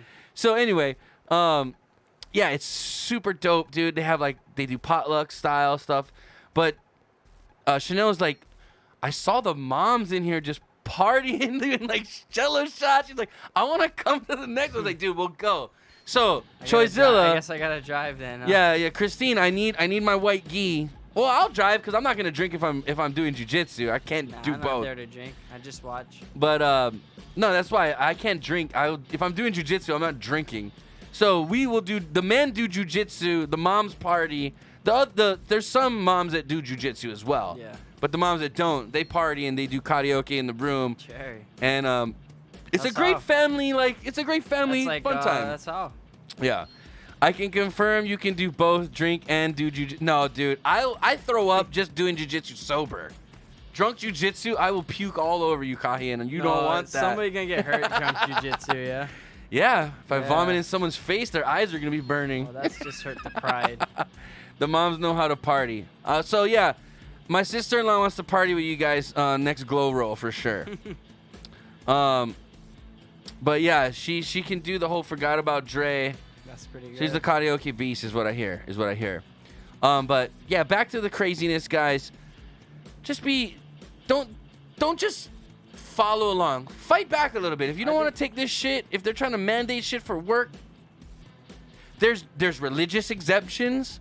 There's ways around it that you don't have to put this poison in your body. And my question is simply this: if the CDC, its own definition of a vaccine, doesn't go along with what they're trying to put in your body right now, it's not a vaccine. What the fuck is it? Tell me what it is before you put it in my body. Just be honest with me. They're like, it's well, not a vaccine. What is it? Tell me what it is, and then I'll think about If it. we tell you it's just saline solution, you're not gonna come get it. But We're it's not not- gonna make money. So is it even? It's not even FDA approved right now, Danny. I don't even know. We gotta get our product, which we sell, FDA fucking approved before we can sell it. Yeah. These guys are injecting millions of people Not with only this are poison. not only are they selling it, they're getting the government subsidy to It's produce cray it, cray. pump it out, distribute it, and then they get the profit. Oh man, dude. Big Spin, why you Dude, don't pull your do hair they- out, bro? Do they pay us back for that after they post all those profits? Do I they don't pay know, the bro. government back because we funded it? Dude, we fund what I everything. wanna That's know. my point. 'Cause We they, fund they everything. used our defense dollars for that. So if the FDA says it's okay, are you gonna take it? No. There's a lot of things the FDA says it's okay that I wouldn't take. there's also a lot of good things the FDA has not approved, and Yeah, there's a lot of things. thousands of things. Dude, the that are FDA waiting is for still approval. a fucking. If you go to Europe, what's their- it called? Their It's still an governing arm of board- the government, The right? governing board for medications in Europe Cheers, fuckface. has Hey, way less weighting. Daily Investing with a subscription. Thank you so much, brother. Fuck yeah. By the way, you're supposed to use your text to speech with that, man. Thank you so much, Kai. I'm going to do a shot right now. And this is the reason why I won't be at class tomorrow. So you're going to have to find a different partner, my friend. Kai is the best partner, man. He teaches me. He's very patient with me. He's like, I can tell sometimes he's like kind of laughing because I'm just doing something really stupid and like jujitsu wise. He's just Yeah. like, dude, oh, okay, that makes more sense. Very helpful. Thank you, brother. I appreciate you. You good? Drink water, bro. Just show up. No, I'm telling you, you don't want to be rolling with me after I've been drinking. This is what, my 5th shot of the night already? That was only number 3, I think. No, is it like 4? No, I took like 4 without you. No, Yes. this is. Go to the tape. Rewind it. I'm pretty sure this is number 3, if not maybe 4. 4, at least 4. Because I took a half, and you've Well, taken I'm telling 2 you right now, the since baby then. Coke is almost empty. So this is usually about 4 shots for me. 4 to 5 shots. Then we're Yeah. at 4. It's not 5. Getting close. You had the other beer, so you know. Yeah. Man, I want to drink more of that Great Notion beer. That thing was delicious. That was good, dude. You got to come back for the other beers, I bro. would drink that again. I'm gonna hook you up because you know you're my little brother. I love you. I'm gonna hook you up. I'm gonna give you one of the peanut butter brothers, and I'm gonna give you one of the double stacks when it gets here. Peanut butter brother. Peanut butter brother.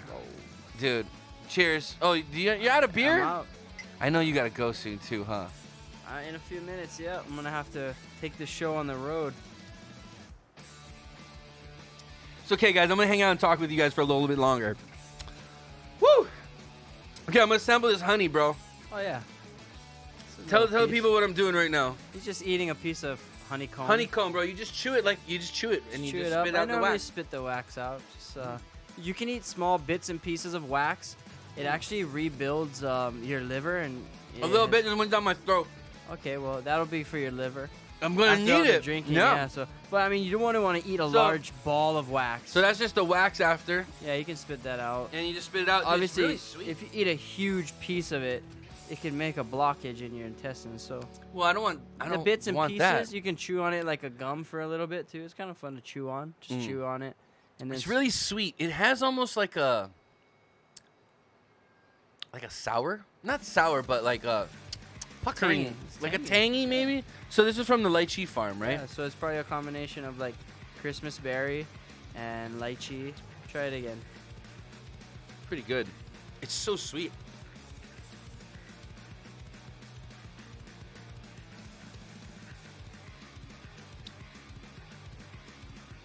Oh, Roger said, wow, he must like you a lot, Danny. Because I'm giving you those beers. They are good. Yeah, it's good stuff. That's good. When you go down, let the Overtons try the rest of that. Let's break that in half. That's good. Sweet, man. It's almost too sweet. Like I need like a cracker or something. That's why I don't eat a lot of. I actually don't eat a lot of honey. Well, honey's good for you, right? It has like microbial, antibacterial properties. I tell people this: it's sugar, so don't just go all ham on the honey. Now, if But you're eating local honey, doesn't that help you with like allergies and does, stuff yeah. like that? So like a small dose of honey on your breakfast. Say Yeah. you eat fruits or like oatmeal or something. Barato said, "Can you hook him up with 3 pounds of your honey, and Yeah, then I he'll gotta make hook you a up. mead." I'll hook you up, cause but the next time I harvest, see, honestly, I haven't harvested in years. So actually, this harvest. How much can you harvest? No, I was gonna tell you how old this honey was. Oh, okay. How old is it? In the comb, it was sitting there since 2019 Thanksgiving. Cheers, fuckface. Hey! Oh shit! Cheers, Another suckers. subscription. Also, why are you rubbing the Coke on your gums like it's great, a Colombian Coke? That was the honey. It's that rare. No. This is how you know it's I good. did notice that. That was kind of funny. He was like rubbing it on his teeth. That's how you know it's the good stuff when it's squeaky like that. Oh, dude. Yeah. I mean, sorry, Mom. Don't listen to that. I never did cocaine in my life. What? I'm a good boy. Sometimes. But no, yeah, the honey is from 2019 Thanksgiving. But did you harvest it in 2019 or was Yeah. it? Oh, That's when I okay. harvested it. It's still I good. threw it in the freezer for 12 hours just to protect it. But and like you said, honey's it's like been- alcohol. It doesn't go bad, right? It's been sitting in the It's comb. like self-pasteurized, Yeah, right? well, what it is it's distilled floral nectar. So there's less than 20% moisture, so it'll never spoil. And I know sometimes if you keep it in the fridge, like it'll, or if you keep it in a nice cool place, it'll crystallize, like the sugars. Mm-hmm. Especially raw honey. Yeah. Certain varieties do it faster. It's really good. My mom said, "Oh, Mom!" My mom said, "Yeah, me neither." I said, "I've never done coke." My mom said, "Yeah, me neither." Mom, I know you were a party girl back in the day. What was I looking for? I was looking for something. Oh, I had to do another shot because Big Spin Skate just subscribed. See, this is what happens, guys. Is I try to be a good boy. I try to be sober. My girlfriend's like, "Don't drink too much tonight, Tony." I said, "I love you, baby. I'm not gonna drink too much tonight." And then subscriptions come in, 12-year hypes come in. Jack and Pose? Jack Johnson. What? Not Jack Johnson. Jack Johnson came here? Junk and Pose or rock paper scissors challenges come in. Junk and Pole. That's all I know it as. Yeah, What so is but rock, but paper, no one scissors? knows what rock paper scissors in like around the world. I mean, Junk and Pole. Yeah, They know junk rock and paper pole. scissors. Junk See, and pole. I'm all fucked up already. I hear. Will you do me a favor and grab me another little baby Coke, Sure, please? sure. Thanks, bro. You're a good guy. Okay. Yo, that's legit, honey. Yo, yeah, my brother is the youngest beekeeper. I don't know about now. He's kind of getting older now. But he was at one point the youngest beekeeper on Oahu. Well, I don't even know if that was accurate. Shh, don't, just go with But I it, put it bro. this way: I was young and keeping bees. He was young and keeping bees. Like, who else gets into bees? You Bro, know, when you're old. here's what you should. I told him what he should have done is he should have just, because he's a pretty ripped dude. He should have just did like a spread where he's just like flexed with a bee beard on his dick, like just covering his junk. He should have did that, and then he would have been like the bee man of Honolulu, bro. Or You would have been like the bee Aquaman, the or I Aquaman. Or I would have been the guy that like, yeah, he got stung in the dick. Yeah, dude, his and dick's all swollen now because he got it stung. fell off. Well, I don't think it'll fall off. You got 40 stings in the arm, and I think Chanel you might have just had another kid, that's all. I haven't been so lucky to get stung in the private part. I've heard of stories of getting stung in the private I part. actually read an article that's Can supposed to you make your guys junk hear bigger. that helicopter? At What? I'm sorry. What? Can you guys hear that helicopter at I'm sorry? I don't understand. What happened? I think you're supposed to go like that. Okay. It didn't work. It's okay. We love you, Big Spin. I'm holding Chris to it next week too. Bro, I need some of that honey for some of my Hey, tell him this. Hey, Baracho. So dude, my brother's honey's legit, The bro. first 3 pounds I get from this next harvest, I'll It's going to I'll you. give it to you. I'll save it for you. And really, actually, 3 pounds is only about a comb. It's like Really? That's not that bad. 3 pounds of honey is not Like a lot. one frame? One frame could be like 7 to 9 No, pounds. he needs honey, not comb. No, I know. 3 pounds of honey. Yeah, I know, but it's weight. Weight, right? Yeah. But what about? So when you put it in a bottle, is it by weight or by ounces? By weight. It's net Even that weight. bottle is by weight. It's net weight. Oh, okay. Okay. Because it's heavier than water. Some of them don't work. I will make 1 gallon of mead. Same thing. Okay. So 3 pounds of honey. Here's what I want though. I don't want Pounds some 16. bunk ass. Oh no, it's gonna be the lychee. What are you gonna? Depends. Ooh, depends. you gotta go 3 pounds of lychee honey. It's gotta be 3 pounds of lychee honey. I don't think I had a box. I don't have a box ready at the lychee farm when it went. When Let's it do it. flowered. Let's get it. No, Let's but get it. We're gonna have to wait a season Okay. for the lychee. But what is so? What So flowers at at the the Whit- what flowers at the other farm? At the 'Cause Whitmore they're farm, you're gonna they're have fucking Christmas trees. No, it's not that we're foraging on. It's like there's albizia, there's. But the albizia tastes like what? Like wood. No, the albizia is gonna taste just.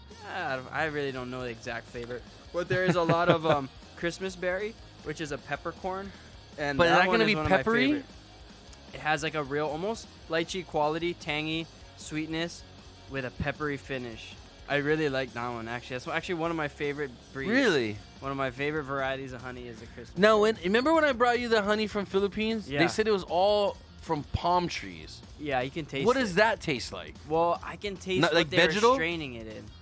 Oh, They were their straining old- it in that grass. They were probably straining it in like an old sock. No, you said they had like you told me they were straining it in like a woven like a Oh, woven yeah, string, yeah. like from palm leaf. Yeah, palm leaf. It kind of tastes leafy. Okay, there's probably a lot of that then. So I imagine. But I mean, the area we were in was like literally the fucking Jurassic Park. So it was that's- Kawasan Falls, that's dude. what you would call like a tropical blend or a wildflower tropical blend, which is the most common. Dude, I thing. really want us all to go there. It was the coolest place I've ever been to in real life. Kawasan Well, Falls. We're not allowed to right now. Huh? Not right now, dude. Not unless we Can't get go to vaccinated. Japan. Can't go anywhere. God, back to the fucking bullshit vaccine I'll shit. do a fake one. Catch me. Catch me outside. How about that? I already had COVID. Whatever. That's my thing. Is okay for people that already had COVID. You have so Christine or Troyzilla, you already had COVID. Danny, you already had COVID. Have they tried to pressure you to getting the vaccine? And then that's my other thing. If you work for a company that mandates you to get the vaccine to develop antibodies, right? That's the end goal of a vaccine. If you've already had COVID, you naturally have the antibodies. Why should you require? I already told you. They want your money. Yeah, that makes a lot of sense. And I but, know you don't pay for it, but insurance company pays for it. Baracho, hey, I told you we should have went PI a long time ago. But Now you dude, gotta wait, we're bro. we're gonna go though. We're gonna go He's only going back one more time. to get married, Yeah. get my baby cakes, and to get married. I'm gonna go back a couple times. Plus, we're probably gonna have to go back once a year to see your family. Well, I'm probably gonna go to the Philippines a lot. But to like rage out, you ain't gonna be raging. I'm gonna take the family out. We're gonna go party with the fam. My sisters-in-laws, my brother-in-law. You'll be doing hikes and do the fun stuff. We're gonna do family stuff. not gonna rage. We'll rage a couple nights, and then we're gonna go do family You're stuff. gonna be like roasting. I'm getting you and your family to the Philippines because Ramon is from the Philippines. Your father-in-law's from the Philippines. He's from there. That's his place. So dude, your grandkids, his grandkids need to see it. Your kids. Oh yeah, we'll check it out one day. And we found out who our family is over there. We can go have a family reunion, and they're gonna ask us for a bunch of money probably, but hey, we're just saying no, we're good.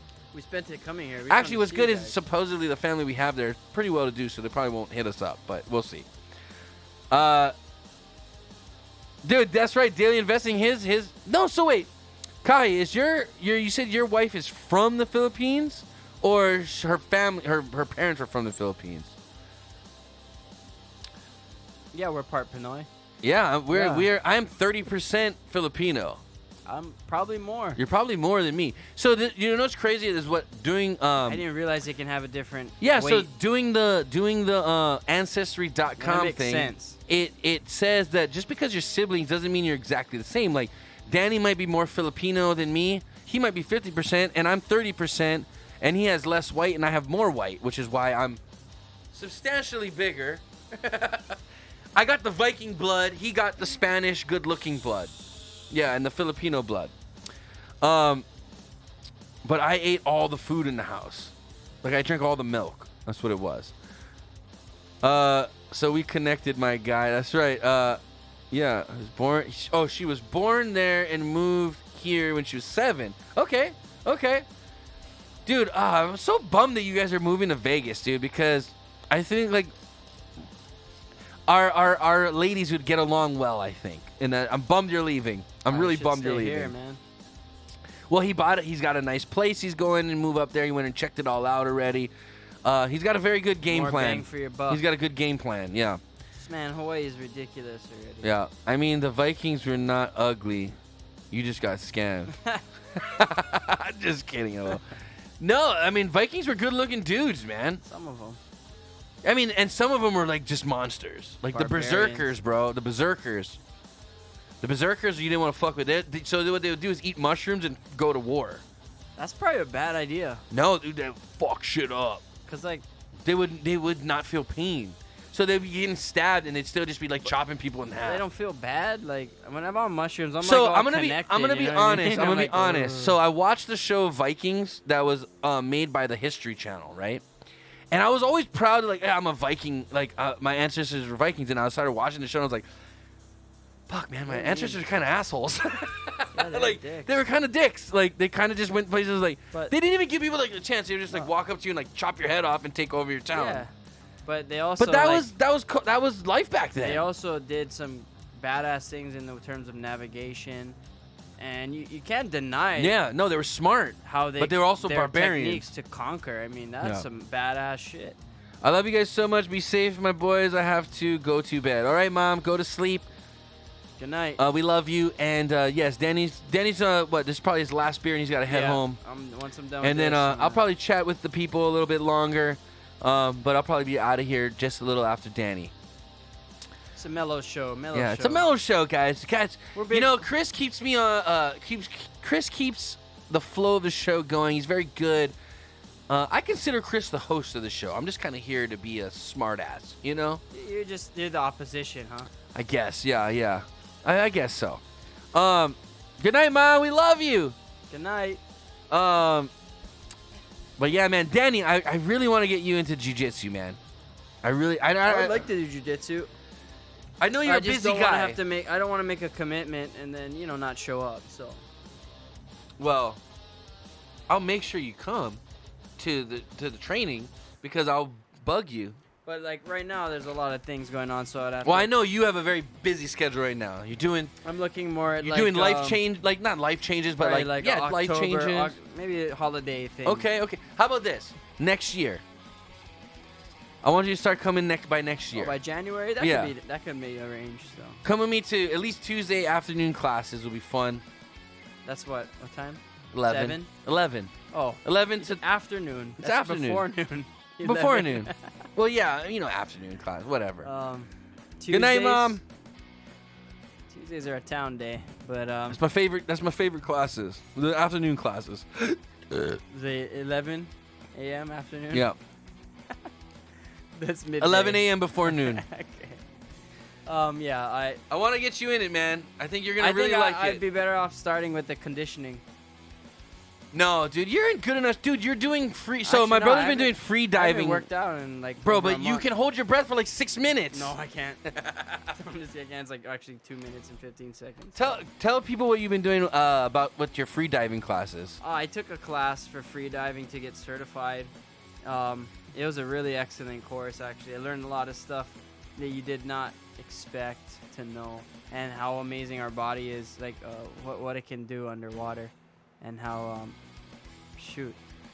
you're a lot more in tune to water than you would think. We're born. But before tell them we're what happens born, like if we're you in look water. up. Well, that's if you go deep. Like, so if you go past like 40 meters, you can't like move your head around if you're not flexible, because you could pinch your trachea and make it bleed and stuff and create scar tissue. So But my that's brother's because of doing this pressure. crazy But shit. I don't go that deep. I'm like, Danny, come to jujitsu. He's like, oh no, I don't want to get hurt. I've been doing these free diving classes, and I go down real deep in water, but if I look up, it'll crush my trachea. I'm No. like, dude, what the fuck? are you That's talking not- about? I think you That misunderstood. shit seems more dangerous than, like, every once in a while, yeah, Kai crushes my trachea a little bit, but Yeah. I live through it, No, like what but- you're saying, like you're 100 feet in the water, you're getting choked out. That's dangerous. No, Come- it's like come and it's get like choked if you out hit, on land. If you hit 40 meters and beyond, is when like if you look around, you could hurt yourself. 40 meters is 120 feet. 132 feet. Jesus, But that's that's- crazy. I'm not there yet. I just got certified for 20 meters, which is 66 feet. Until Tony can come in the morning. Dude, dude. So I've been doing some things. I'm trying to figure out my living situation for the next year, and I'm looking at moving to Kapolei side. So I'm assuming that this show is gonna be impacted by that move, probably to the point where I won't be drinking so much on Thursday nights. I think we'll still do the show, but I think it'll probably be more remote. And then maybe once a month we'll do like a show, maybe in person together. And then, and I don't know if this is kind of off the spitballing off the top of my head. So I'm assuming I'll be able to do a little more Thursday classes if I'm not drinking, because I'm not a drinker. I drink on this show and that's it. But if I could smoke here without Chris's parents getting mad at me, I wouldn't drink. I would just smoke, and then I'll do the beer tasting and I'll take shots. But I wouldn't drink beer all day. So I think I'd be a lot less intoxicated the next day. Well, yeah, because then like you add them together too. Like one shot goes a lot exponential. further. Yeah. You take a dab and then you take Whoa, a shot. now talking and about you're like, dabs now. Whoa, Whoa, good, bro, ew. just one. So that's plenty. I don't know what shot this was for, but it's for you guys. I remember when I was like a little younger in my partying days, I would be like, yeah, I'd be telling people I like to get cross-faded, and people were like, what is that? I'm like, I don't know, I like to mix things. Dude, I remember, what was it, Beer Fest came out. Yeah, it was Beer Fest, and they did the triple take, and which was the take a shot, Yeah. take a bong rip, take a bong rip, take a shot, chug a beer, Yeah, yeah. exhale, No. or something like that. It was Yeah. You're right. something in those order. Yep. Basically, you smoke It's first, you called exhale It's last. called the strikeout. The strikeout. What did I call it? What did I The say? Triple shot. Triple strike or something? Yeah. Strikeout. Strikeout. Yeah. Yeah, I remember that one. That So was a good I one. remember, like- that was fun. I was like, dude, that's pretty awesome. Yeah. Chris and Tom did it. I was like, dude, you guys are fucking beasts. And I was like, I just couldn't chug the beer, dude. I've never been good at chugging beer. I puke. I don't know why. I think you must have did it wrong. So you take the bong rip, you drink the beer, then you take the shot. Because then when you take the shot, you can go. Well, you take the shot and then you chug the beer because you chase the shot with the beer. I don't know. Oh yeah, I guess so. Drinking a beer and then a shot would be rough. Too. Yeah. I mean, either way, it's pretty fucking rough. Oh no, because you can't exhale. That's You, not- you exhale at the very end. Yeah, just take the shot. So it's Drink bong rip, shot, beer, exhale. I could never get past the beer. I'd always fucking just I pop, guess you dude. wouldn't dive very far then, huh? Dude. Ask the dude's jujitsu. My lung capacity is shit. I'm always like, fucking can't breathe. Well, you gotta stop. Well, then you can't take bong rips if that's the case. No, so what I'm trying to do is I'm trying to train and do bong rips. So it's like my lungs are conditioned to like bong rips It's not and gonna work, jujitsu. my friend. It's not Dude, gonna work. I'm a little worried. I've been coughing up a lot of black stuff That lately. cilia needs to repair it. So Yeah, I'm wondering if I should take a break. You should really, yeah, you should, because the cilia in your lung is actually designed to clean your lung out. Yeah, but once the cilia dies, it's dead, right? It regrows.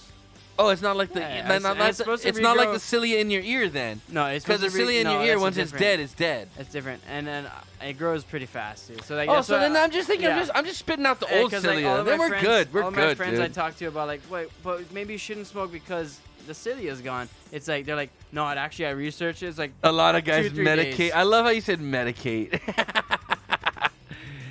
Oh, there's a moderation that yeah, I'm not a moderation kind of guy. I'm like in or I'm not in. That's my Yeah. problem. And I'm so much like dad like that, and that's scary sometimes. that can be scary. It's very scary. I have that tendency. Yeah. You know what I'm talking about. Oh yeah. I love. Hey, don't get me wrong. I love you, wanted Dad. I but wanted more shots. but sometimes, yeah. I wanted more shots. Yeah, but you got. I You know gotta what? refrain sometimes. You got responsibilities. You're a good dad. It's difficult, and Do you don't good, bro. always do it right. In most days, you get it wrong. You know what? You've been doing it right for a very long time, and I haven't heard anything bad so far. So keep up the good work, brother. Every day's a new day. Yeah. No, man, you're doing a good job. You keep it up. Thanks. I know you got to get out of here, so you let me know when you want to Yeah, bounce. I'm gonna finish this, and then I'll go downstairs and give them that. Yep, little- yep. I didn't know who to bring for. It's all good. I gotta give a little bit to my neighbor. They gave me some pastel. What are you gonna take home? No, not of Oh, that. okay. Of a different one. So like, I was gonna say, what you gonna just cut that in I half thought and we give were it? just gonna try it just for. Well, but, just know, guys, if you guys ever come to the show, if you're bringing samples of stuff, you got to bring for Mr. and Mrs. Overton too. Makes sense. Yeah, always. They're the kings and the queens of the castle Makes here. total sense. Yeah. Well, this is just gonna be a tease then. That's all right. They'll get the idea though. That's what you want. You want to leave them wanting more, right? Always. Always. Leave them wanting more. Never give them too much, because then they throw it away. All right. So who's still left in the chat, guys? What do you guys want to talk about some more? I wanted to go. I'll be honest. I wanted to really go in on the vaccine thing, but I feel You know, okay, this is how I feel on the vaccine. It's like, okay. God, I've just heard so much about it recently. I'm just so sick of it. I mean, I am too, but it's a real thing we got to think about. Like, we can't. Here's what I'm thinking. Okay, here's what I think the main problem is of society in the moment is one. We're very misinformed and uninformed at the same time. Either we're getting bad information or we're just don't give a shit to look it up, right? And at the same time, most people are too lazy to give a shit to go and seek out the information. And at the same time, and then they just want to be, just tell me what you guys want me to do. I don't want to have to put any thought into it. They're late. Most times, people are lazy to do the legwork to really figure out what's the best interest. Yeah, because what if the American staple is convenience, instant gratification. Yeah. Get closer to the mic. Convenience, instant gratification, and just pleasure. Yeah. Is what America has been summed up But by in the last. if we look at like all the great civilizations through history, That's when they their had their demise. downfall, That's right? their demise. The Greek civilization, the Romans, they all started when they started getting And too you know about how old they were? About 250 years old. There you go. So if you really think about it, what happens in those civilizations? Perversion takes over. You lose your people lose their moral compass. Greed takes over. Corruption starts to happen. Yep. And then all of a sudden you see these downfall of these great civilizations that really brought like amazing innovations to the world. Really. I mean, like if you look at the Greeks and the Romans, I mean, aqueducts and all that kind of shit, like how to move water around with no pumps. To this day, Dude, without we're in the water game. Moving water around with no pumps, all gravity. You know how much math that takes? That's great minds You working. know how much space you need? A lot of fucking space, dude. A lot of space. You gotta put it somewhere, and it doesn't flow uphill. Yeah, shit don't roll uphill. It all goes downhill. I don't know, man. I think right now we're in a very, very bad place in history. Well, not in history, but in civilization, where the access to knowledge is so great, but the knowledge being given out is so crap, if that makes sense. Like, the information we're getting on a daily...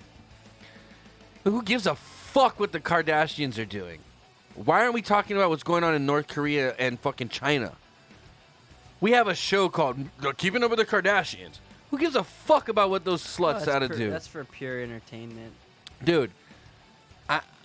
It's not for. There's like, so many things going on in the world right now thought. that are like newsworthy, and the news isn't reporting it because the news is owned by shit like Disney. For instance, isn't people aren't.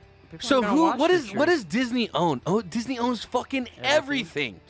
Dude, they own news networks. They own fucking local networks. They own national networks. Dude, why isn't Disney talking about the fucking massacres that are going on in China and North Korea right now?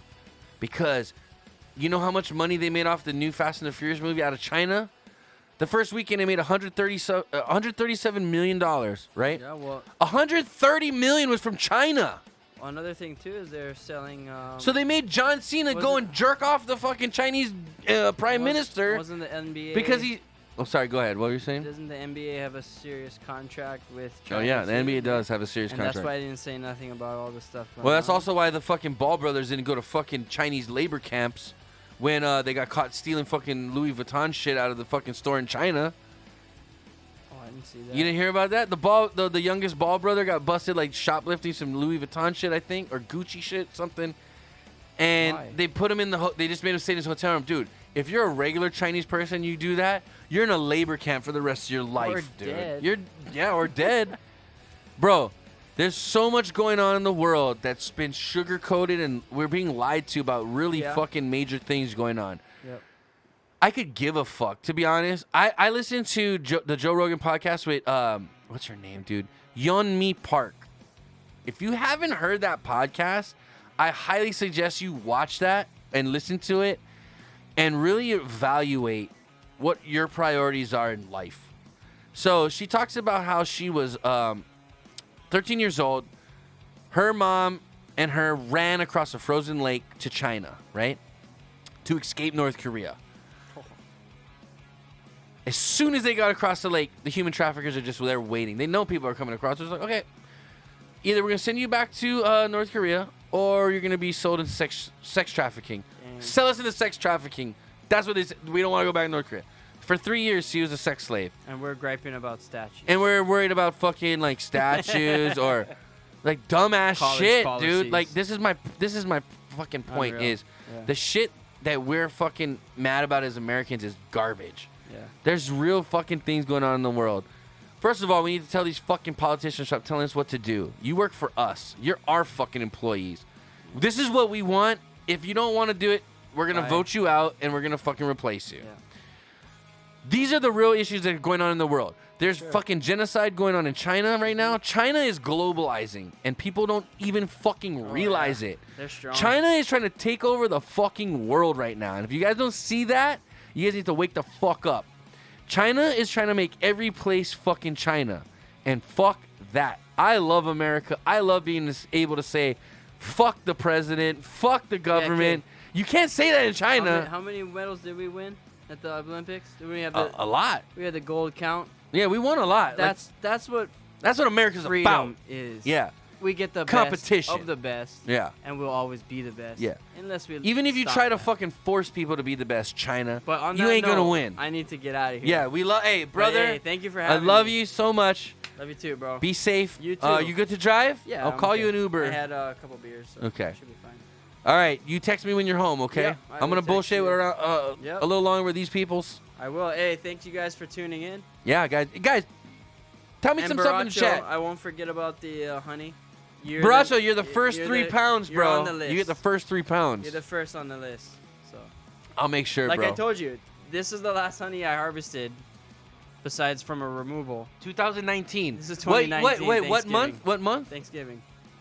It was like a week before Dude, Thanksgiving. okay, so Thanksgiving, you harvested this the last week I was with my girlfriend in the Philippines. Was Thanksgiving. in Okay, yeah. Philippines, That's and what I I left. said. I left that weekend. December 1st. December 1st was the day I left the Philippines, 2019. So you harvested. This is the last Yeah. time I had sex. Well, maybe you should keep it. I'm gonna rub it on my balls. No, I'm just kidding. No. Right on, though. Brother, I love you. Be home. Text me when you're home so I know you're home safe. Okay. I will. Thank you, guys. Yep. Go give this to go cut this in half and give it to the I'll give it to Overtons, them. and I'll Just take for care a of all this, sample. man. Yeah. Thanks again, You brother. want me to round this up? You can take this. Yeah, Yeah, you can take all that take down. all that down. There you go. Here, take this down too. Why not? Yeah. Guys, I'm going to hang out with you for a little bit longer. Don't leave me just yet. Shoot. Danny, we love you. Thanks for hanging out with us.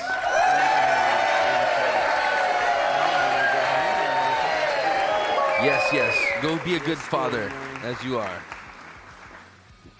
Every day is a new day. Every day is a challenge and a new adventure, as they say, right? See you at the draft, Danny. That's what Raph said. Oh, shit. draft, Raph. Guys, I'm going to do our draft order probably this weekend. Yeah, Raph, just so you know, I told him, wait, do it last minute. So Raph can't prepare? doesn't know where he's at in the No, mock so here's the draft. thing. So is Nah, I want to nah, do nah. I want to do it soon because I'm going to use it as an advertisement because I made this fucking ping pong ball lottery ball machine. I'm going to charge people $5. I'll do your draft live online, your draft order live online. I think $5 is a good deal, right? It's a good deal. I think people will be, and then your whole league can tune in, and More than 5. but I'm gonna start at 5. We'll start at 5. We'll go from there. Yeah. Hey, we'll do it. Thanks, brother. I love you, man. Be safe. Be safe. I just coast down the hill. We're good. Ladies and gentlemen, boys and girls, this is the last part of the show. I'll be hanging out with you for a little bit, and I think I'm gonna go home and play some games. Maybe I'll fucking stream that as well.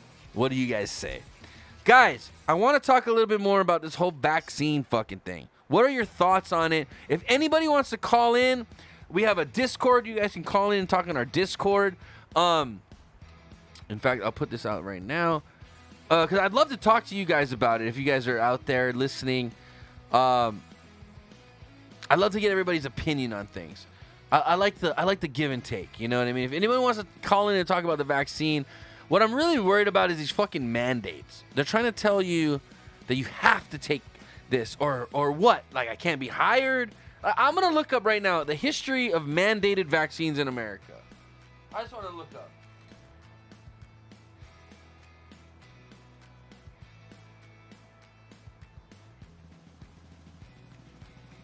Okay. Historyofvaccines.org. Okay, this seems like a legit fucking thing. Okay. The development and growing use of smallpox vaccine in the early 1800s triggered the establishment of vaccination mandates, especially for children. Well, we don't even have a smallpox vaccine anymore, do we? Okay. Oh, man, this is very long. This is not what I'm looking for. No, this isn't it. Let's see. Oh shit, my job is making me prove vaccination or take a weekly test. But didn't you get vaccinated? I thought you were vaccinated, Raph. So there are already vaccination mandates, I think, for public school that you have to have your kid vaccinated for like smallpox, measles, rubella, and that shit. Okay, mandatory vaccines in U.S. history. That's what I want to look at. Okay. Here we go. This is what I was trying to find. Okay, there are mandated vaccinations, I guess. Some vaccines are expressly required by statute. Others are required because the Centers for Disease Control and Prevention, CDC, have determined their interests are in the interest of public health. Okay. The Immigration and National Act specifies the following vaccinations. Okay. So, for instance, if my fiance is coming here from the Philippines, she's going to have to get these vaccinations. Mumps, measles, rubella, okay, we know those work. Those have been tested and proven. Polio, we know that's been proven and tested. Tetanus and diphtheria, we know that, well, you got to get that every 7 years, but we know that works. Pertussis, I don't know what that is, but whatever. Hemophilus emphysema type B and hepatitis B. Okay, so CDC requires the following additional vaccines for immigration purposes: varicella, influenza, pneumococcal pneumonia, rotavirus, hepatitis A, and what is it? Meningitis, I think. Meningococcal. Definition of not medically appropriate. Vaccinations are not required. Okay, this is very weird. But this is the USCIS. So, I'm hoping that they're not going to add the goddamn fucking poison vaccine to this list for when Baby Cakes needs to come here and hopefully the next couple of months. I have a feeling, dude, we're very, very, very close to being next on the list. Guys, what's going on out there? Who wants to talk about what, man? What do you guys want to talk about? I'm here for your pleasure and disposal. I'm actually just here to drink another beer, too.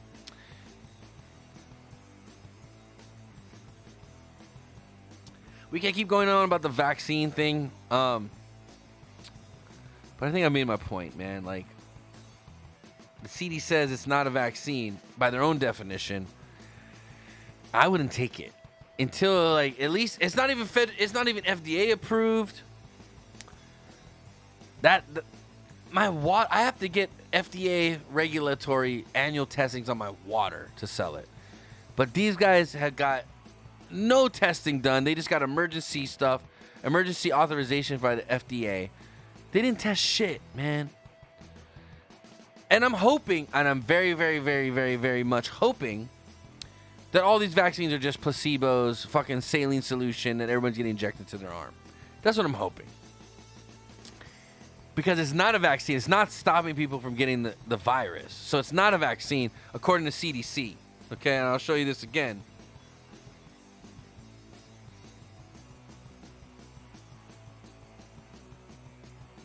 Show this to you guys again. Okay, cdc.gov. Immunization basics, definition of terms.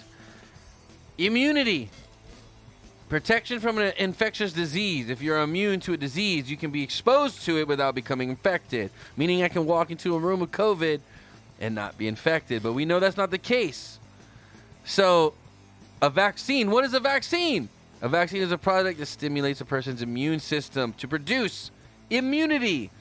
So a vaccine is supposed to produce immunity. What is immunity? Immunity means I can walk into a room of the disease and not contract it or become infected. A vaccine is supposed to produce immunity. Are these vaccines producing immunity? Are these quote-unquote vaccines producing immunity? No, they're not. People that get the vaccine can still contract the virus. So it's not producing immunity. It's not a vaccine, according to the definition of the cdc.gov. So what are they putting in your guys' bodies? That's what I'm worried about, man. Like, if it's not a vaccine, what is it? What is it, man? I don't know. But I'm not putting it in my fucking body. Anyway, let's keep reading it. Okay, wait. A product that stimulates a person's immune system to produce immunity. Again, immunity means I can walk into a room and not contract the virus. To a specific disease, protecting the person from that disease, vaccines are usually administered through a needle injection or can be administered through mouth or sprayed in the nose, which is a very interesting concept because I actually have access to a thing called, and you're not going to like it, it's called the Q spray. But it was developed by Dr. Luc Montagnier and Dr. Lee Lorenzen, and it's supposed to kill COVID on contact. I use it every day. Spray it in my nose. I go to jiu-jitsu, come home. If anybody was gonna fucking get COVID, it would be through something like jiu-jitsu. So, like, we're literally laying on top of each other, breathing in each other's faces, sweating in each other's fucking faces, and nobody, knock on wood, this is real wood, has contracted that shit by doing that shit. At least at our school. We do a temperature test when we come in. It's been great. Everybody there doing a great job. It doesn't make sense to me, man. If this shit was so contagious, we would be getting it there. There's kids that are in there constantly that go to school with other kids that are probably exposed to this shit. Not a fucking trace of it, okay? Think about that, guys. Think about that shit. This shit is bullshit, man. Just saying, don't buy into the fucking bullshit. Don't get told you have to do something. This is fucking America. Tell me I have to do something and then come try and get me. Prove me wrong in court. That's all you can do. And if you can't do it, dude, let's say for instance, I work for a company that mandates the vaccine. If I already had fucking COVID, I'm going to go and tell them, look, I've already had COVID. I produce my own antibodies naturally. I don't need your bullshit poison. I produce more antibodies than that fucking poison does. Fuck off, leave me alone, and let me do my goddamn job. That's what I would tell them, okay? Secondly, when did we start... You know what baffles my mind the most, okay? It's like most of the leftist side, they look like punk rockers, right? They got the fucking facial piercings, the colored hair, the fucking, they're wearing the leather, and they're just like, oh yeah, fuck the system. But they're just fucking folding over. Punk rock guys from like when I was a punk rocker were so much more fucking gangster, dude. The punk rock crowd now is the most pussy-ass bullshit crap I've ever seen in my life. I've never seen the punk rock community bend over and just take jabs by the fucking government. So weak sauce, dude. Whatever's going on in fucking San Francisco, that was a fucking tight punk scene. New York, that was a tight punk scene. You guys are all pussy asses now, and I'm sick of that bullshit. Start growing some fucking balls. Stop dyeing your hair and thinking you're punk, okay? You're not. You're not punk when you're like, give me the vaccine. I'll just take whatever fucking bullshit you're handing out. Dude, punk is about fucking fighting the government. I'm sorry, I'm going to say it right now. Trump was the most punk rock president we ever had. He was the first president to go in there and be like, yo, fuck this system. I'm going to turn it upside down. Where's my punk rock people at? That's what I want to know, dude. Because if you really sit down and think about it, right now we're getting fucking played. And everybody's been getting played for a long time. It's time to wake up, guys. Who's still in here with me, man? I need to know who's still in here with me. We got 6, guys. We got 6.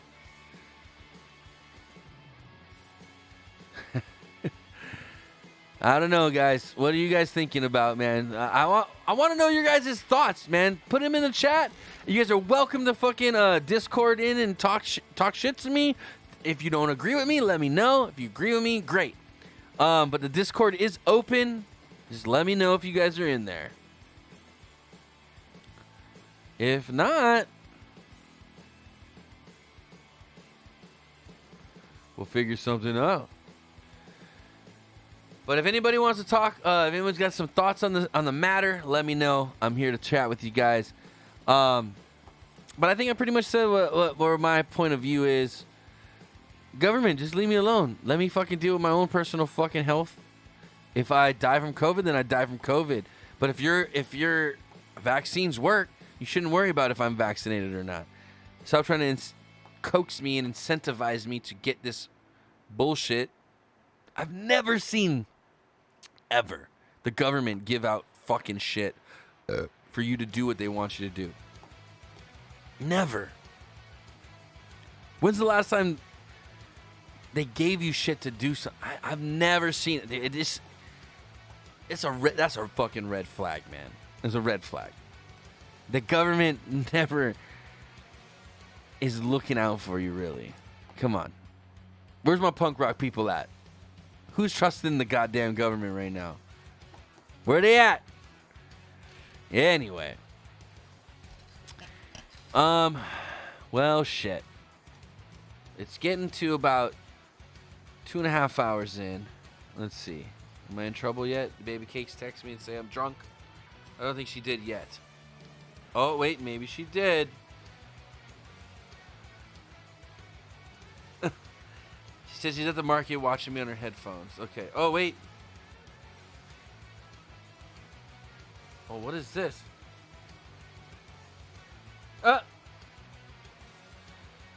Huh. Interesting. Life is a quandary, as they say.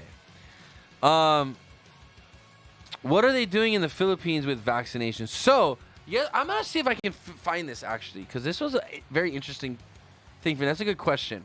But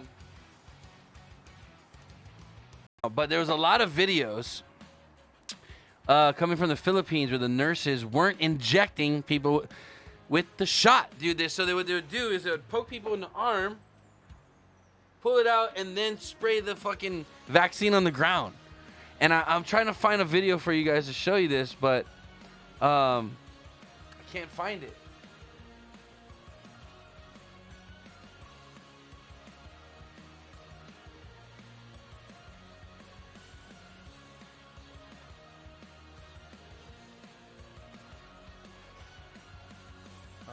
Let's see.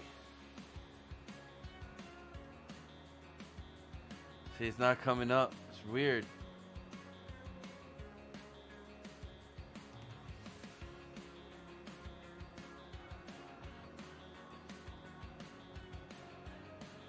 I saw like 3 different videos of it where people were going to get the vaccine. The nurse will stab him with the needle, pull it out, and then hit the plunger after the needle was out and spray like the vaccine on the floor.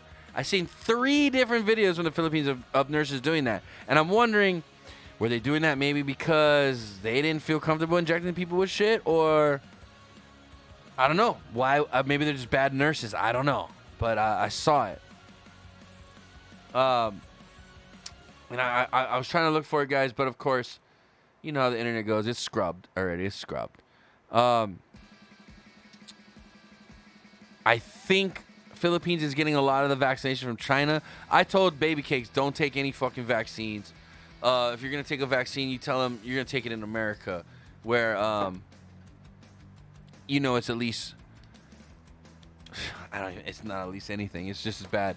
I don't even know what to say. But just tell them you're going to take it in America, and then we'll figure out how to get you out of it once you're here.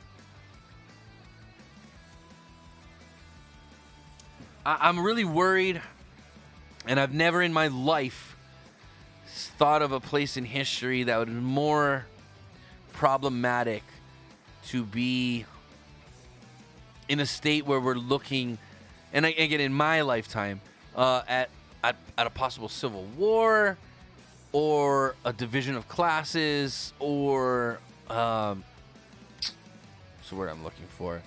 Like, if they set up camps, dude, that shit is fucking crazy, dude. I don't know. Did your girlfriend or her family get the vaccinated? No, my girlfriend, she knows better not to get it. I don't know if some of her family members might have got it, but I'm telling them right now, don't take it, because a lot of stuff in Philippines right now is coming from China, and I don't trust those vaccines. I don't trust that at all. Even the astaxanthin or whatever the fuck it's called, that shit's not even approved in America.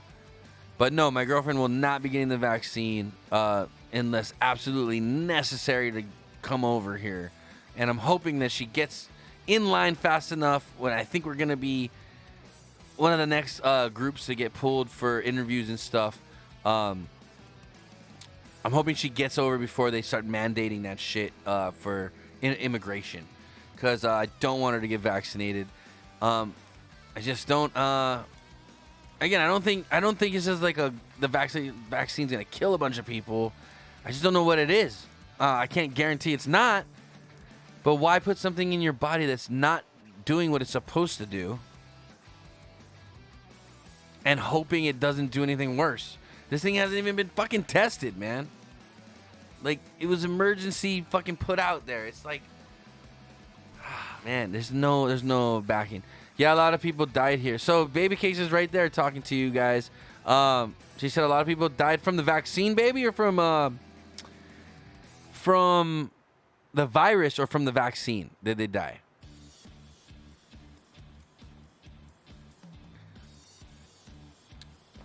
Resist the vaccine until you have to absolutely get it, baby. And again, we can always tell them you're going to get it here. I'll do whatever I can to make sure you don't have to get it. Okay? I'll charter a boat We'll get Christine to charter. She knows pilots. Maybe they can charter a flight privately. We'll come get you, baby. We'll come smuggle you out. You have to hide by the wheels of the plane. We'll smuggle you out. I miss you, baby. I love you. Guys, we're getting to that point of the night. Is there anything you guys want to talk about? Anything you guys want to discuss before, I sign us out of here? I might go home and play a little video games. We'll see what happens.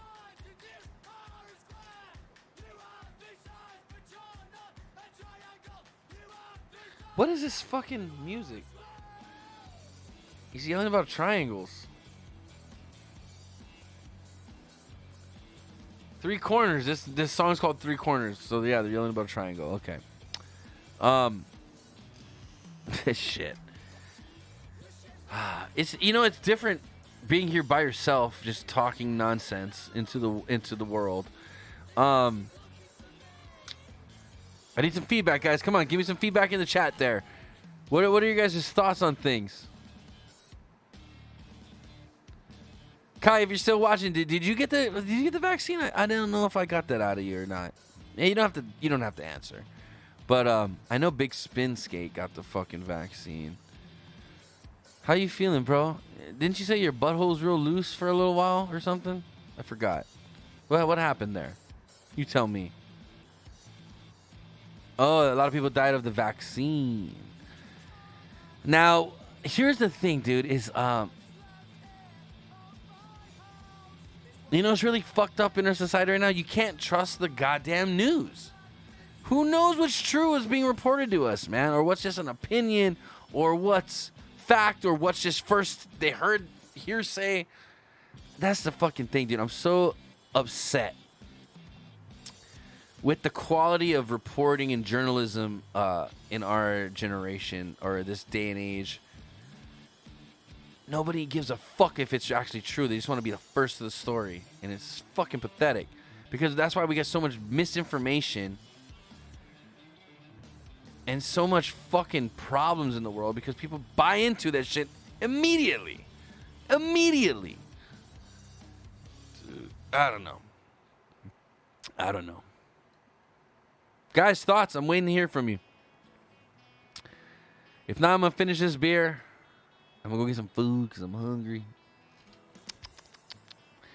That's what I work on, guys. Next conquest of Tony is I got to start working on my diet. Got to get my diet back in check, guys. I've been eating too much. Just bad food. Bad food. Why do I keep hitting this button on my phone? Bad food. But I love bad food. I like food that tastes good. Why does all the food that tastes good bad for you? Why? Always. Why? So upsetting.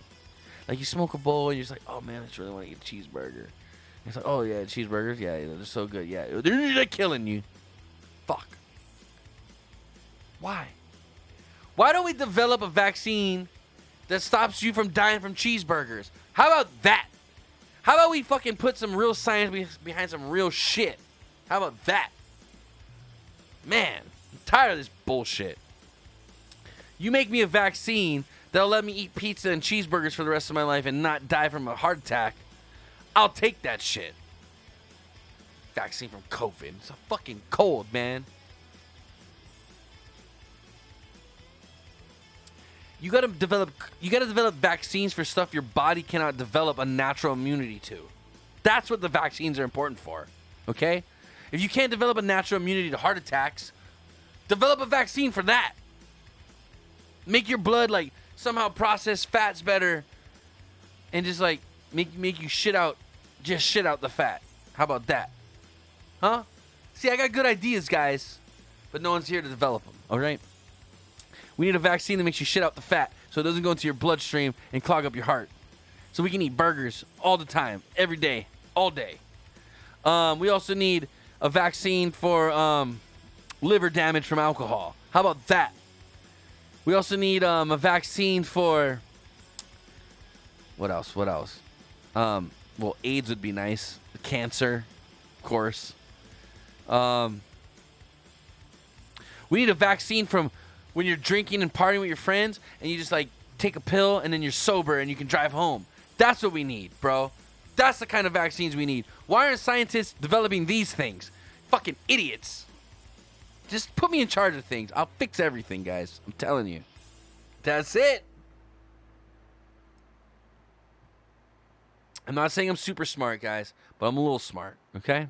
And I think I got some good fucking ideas. We just need some scientists to make it. And of course, I'm talking shit out of my ass. Guys, I'm gonna do another shot because I love you guys. I miss my buddy Chris. Where's Chris at? Fuckers in Vegas. Dude, you know, I haven't been back to Vegas since I moved from Vegas. Well, I left Vegas, I think, late 2008. And then I went back 2009 to grab the rest of my shit that was left there. And I love Chris and I love Monica. But they kind of fucked me a little bit because they were driving my car around and didn't take it for a goddamn oil change all year, and they were using my car. And it was a little fucked up, the engine, once I got back, but that's okay. I'm going to Vegas next week, but for work. I mean, even Vegas for work is fun. Especially if you're going for work. What convention are you going for? Because I know you're going for a convention. So I'll be able to determine what kind of job you do, rec. And I'm thinking, wait, what is this?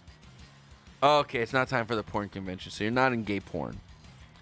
Because there's a time in Vegas where the porn convention comes out, and it's like every dude that's there, except for like 2%, all for gay porn. All gay dudes for porno. Which is, hey, that's your own thing. Hey, I'm not judging you, but you do you, bro. You do you. Just saying. Cheers, guys. I love you. We're going to sum this up in a little bit. Hey, what do you know?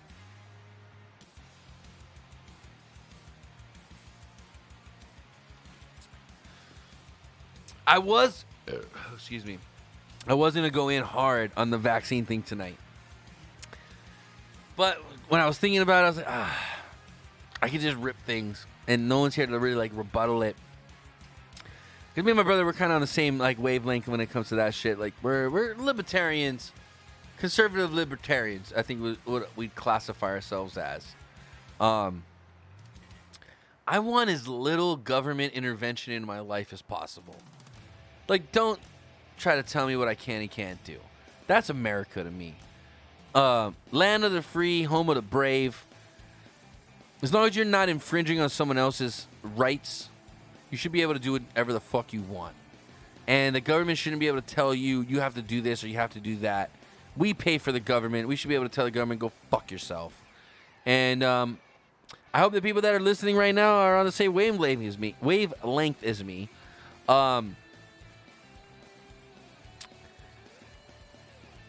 Listen to punk rock. That's all I gotta say, man. Listen to punk rock.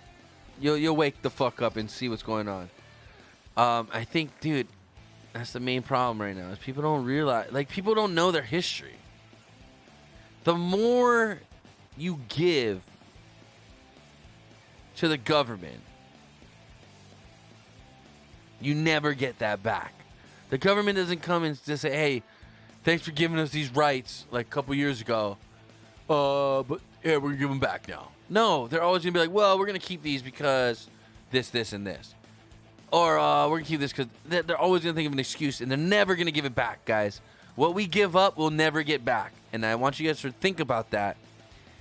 And I want you guys to really dwell on it. Like, think about it. Like, okay, if we tell these people it's okay for them to force us to get this fucking vaccine that hasn't even been FDA approved, it's proven already not to work because people are still contracting the virus with the vaccination. So it's not a vaccination by definition of the CDC.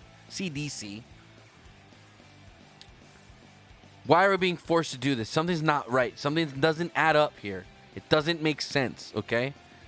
If it worked, I'd be like, okay, well, it works, so I understand. Like, they're forcing us to get it because it works. Like, if I get the vaccine, I can't get COVID. But it's not the case. People are in hospitals still with the vaccine that got COVID. And all they got to do is give these people fucking hydroxychloroquine, and they'll get better. Like, that. Okay? Like, that. Okay? Hydroxychloroquine is a therapeutic. There's another one too. I can't remember the name. It starts with an I, I think. And then again, guys, I'm not the expert on this at all. I'm not claiming to be. I'm just saying, like, for a very basic knowledge of what's going on, I can come up with some answers, and that raises more questions for the professionals to me. Like, okay, if I can come up with this with the basic knowledge I have, why aren't you guys thinking about this?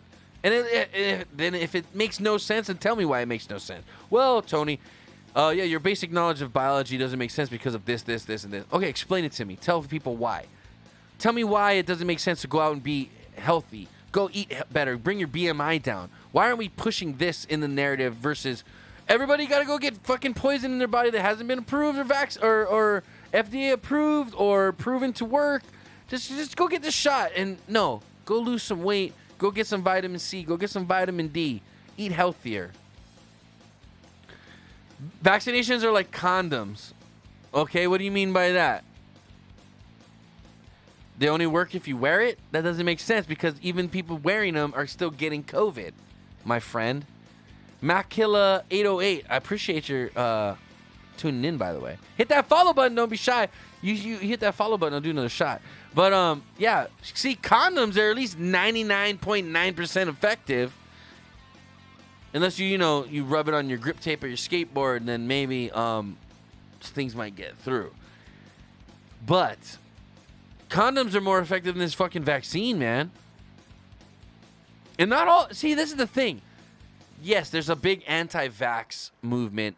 People say some of these vaccines give people autism and shit like that. It could be possible. There's weird things in these vaccines that don't make any sense. Why were we injecting mercury into our bodies? It makes no sense. But some of these vaccines contain mercury. Not the COVID vaccines, but vaccines that are on the vaccination schedule for, like, babies and shit.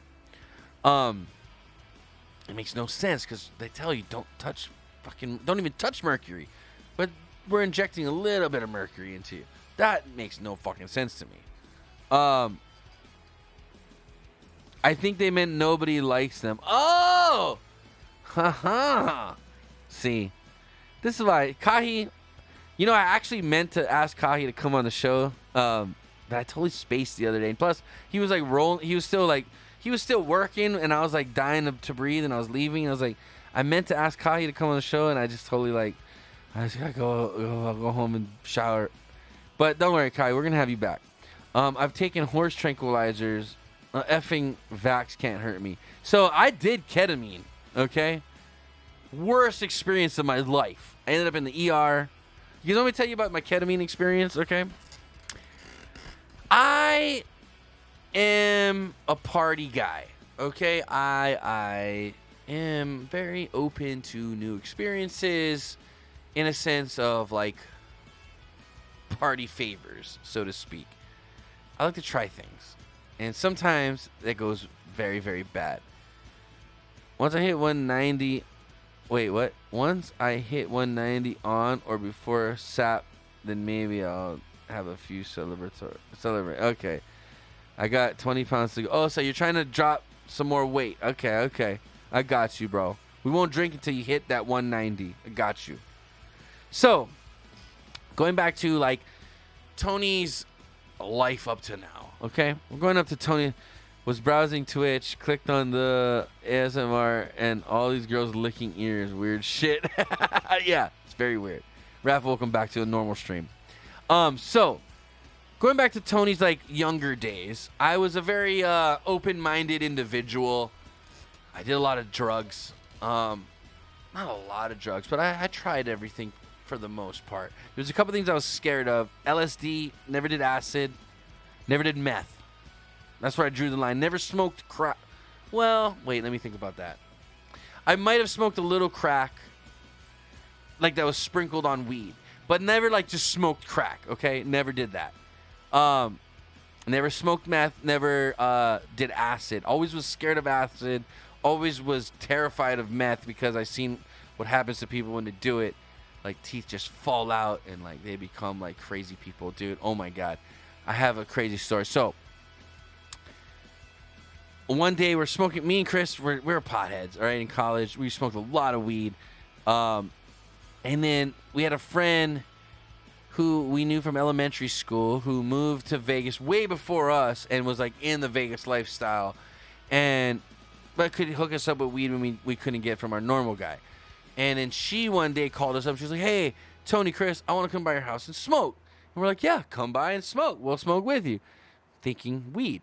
She shows up with this fucking schwack and like these crystals in this fucking bag. And we're like, "Nah, that ain't our shit, dude. We're not doing that." And then, so she's like, "Well, I'm going to smoke this shit. You can watch if you..." And we're like, "Well, we'll watch." I'm curious to see, like, I'm always curious to see what goes down. But I'm just not the guy to, like, I'm going to do that. No. Meth was never never curious about that. So I watched this girl smoke meth, and then we had a guy that was living on our couch at the time. He came in. His name was Donald. He decided, like, he was trying to act cool, I think. He was like, "Yeah, I know, I've done this before." Blah, blah. And me and Chris were just looking at him like, "Dude, you're living on our couch, and you're talking about smoking meth. Like, we're a little concerned now." And he tries to, like, smoke it, and we realized he didn't know what he's doing. Because I guess when you smoke it, you're supposed to, like, heat the glass and, like, twist it, and it, like, boils the substance, and it smokes. This fucker tried to put this fire in the hole, and, like, the girl, like, attacked him and was like, "You'll kill us all, like, you'll blow up." And we're like, "Okay, fuck, whoa." So, anyway, we watched these fuckers smoke meth in I think it was in my room, actually. And me and Chris were just looking at each other like, what the fuck? All of a sudden, Donald, oh shit, his name's Donald. Donald's girlfriend shows up, and she's a big chick. She was like 6 foot, like a giant lady. Starts pounding on my door, like, "What are you guys doing in there? Where's Donald?" Blah, blah. And so the homegirl that was there smoking, she like flipped out and just bust open the door and like attacked this girl, dude. It was fucking crazy. Attacked this girl out of the blue. Donald was high, so he didn't even try to help his girlfriend. Me and Chris were like, "What the fuck is going on? Stop, stop, stop." Dude, we're talking handfuls of hair, like clumps of hair just all over the ground. They went over our couch onto our coffee table, which had a live hookah going. The hookah coals rolled under the couch. We didn't find them till we moved out. They burned all the way down through the carpet, through the padding, to the floorboards. It was fucking crazy. The fucked up thing is Chris has this all on video. But he put it in his storage, and someone robbed his storage and took his videos, dude. These videos are there. They're somewhere in the world. Dude, where they are, I have no idea. Because we had all this. We had this whole fight on fucking video. It was awesome. Oh, I'm so bummed we don't have it. Anyway. Let's see. What do we got here? 20 pounds to go. Ketamine was the gateway for me to ride the slopes. What? Ketamine was the gateway for me to ride the slopes. No shit, dude. Ketamine, bro. Ketamine. So I had a bad night on, and this is kind of where this whole discussion started. We had a party at my house one night. It was like just a bunch of random people from the shack. Hey, the shack's closed. Everybody come to Tony's house. That was how things went down back in the day. All right, like 2015 times. I'd be like, "Hey, the shack's closed? Fuck it, everybody, let's go to my house." And like literally, I'd bring the whole fucking shack to my house, like the workers, everybody. And we'd be partying at my house, and then it'd be like, "Oh, Tony, you want some of this?" And I went over there, and I thought it was cocaine. And I was in the party mode back then. And I was just like, "Okay." And they're like, "Whoa, you shouldn't have done that much." And I was like, "What? What happened?" And they're like, "Oh, that wasn't what you think it was." And I was like, "What?" And I was just like, "Oh." Dude, I went in the K-hole so hard, dude. It was not good. And I called 911. I was like, "I think I'm dying. You need to come here and get me." They showed up. I had my head in the kitchen sink, and I was just pouring water on my head like, "I think I'm dying." And they're like, "Oh, my God." My dad came downstairs. "What the fuck is going on?" Of course, the guy that had this stuff was gone by then. But yeah, it's not good. Bro, the shack is not good. And the mill, yeah, not good.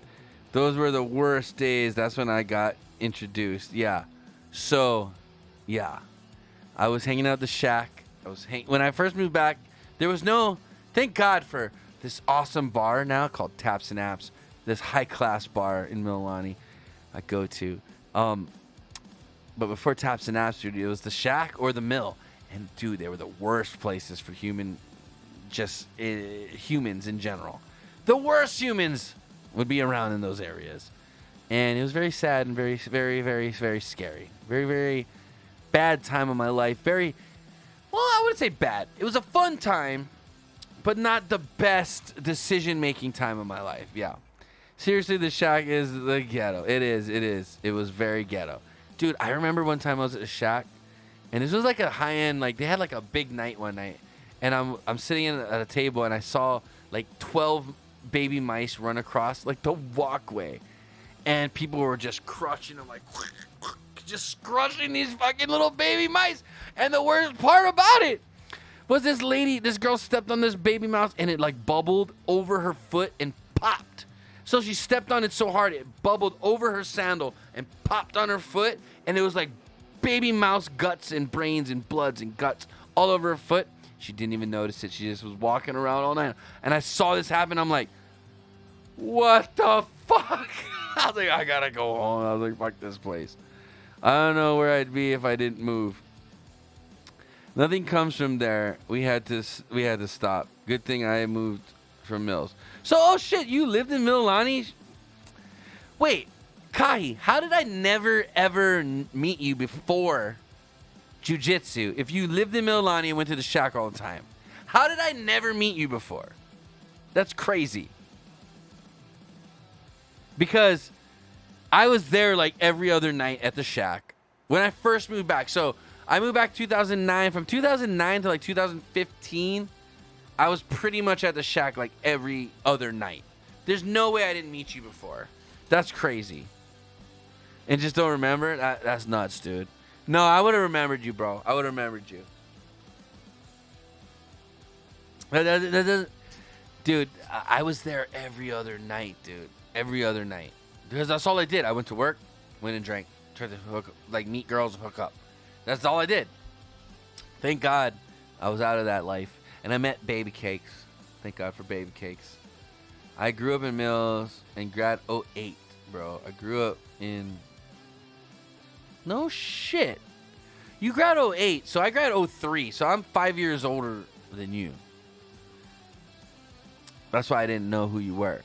But who did you hang out with in Mills? Like, if you were at the shack all the time, you must have known Kat.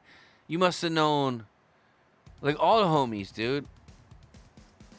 Oh, shit. What was homeboy's name? Oh, man, I'm really bummed. The drummer dude. He had, like, the funny ears. But Zach. Do you know Zach? I'm going to grab another beer. I'll be right back. We miss you, Chris.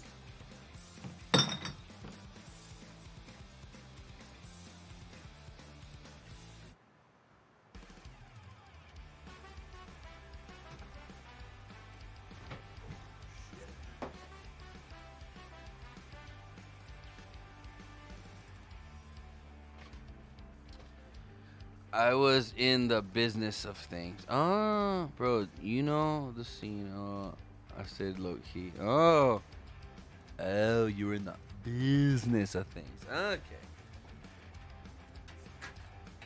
Well, I'm glad you got out of the business of things and got into the goodness of things. Because you're a good dude, bro. You don't need to be in the business of bullshit. If you were working at the radio station, I could imagine. I know the radio people. I know a lot of the radio guys. I know all the angry local dudes.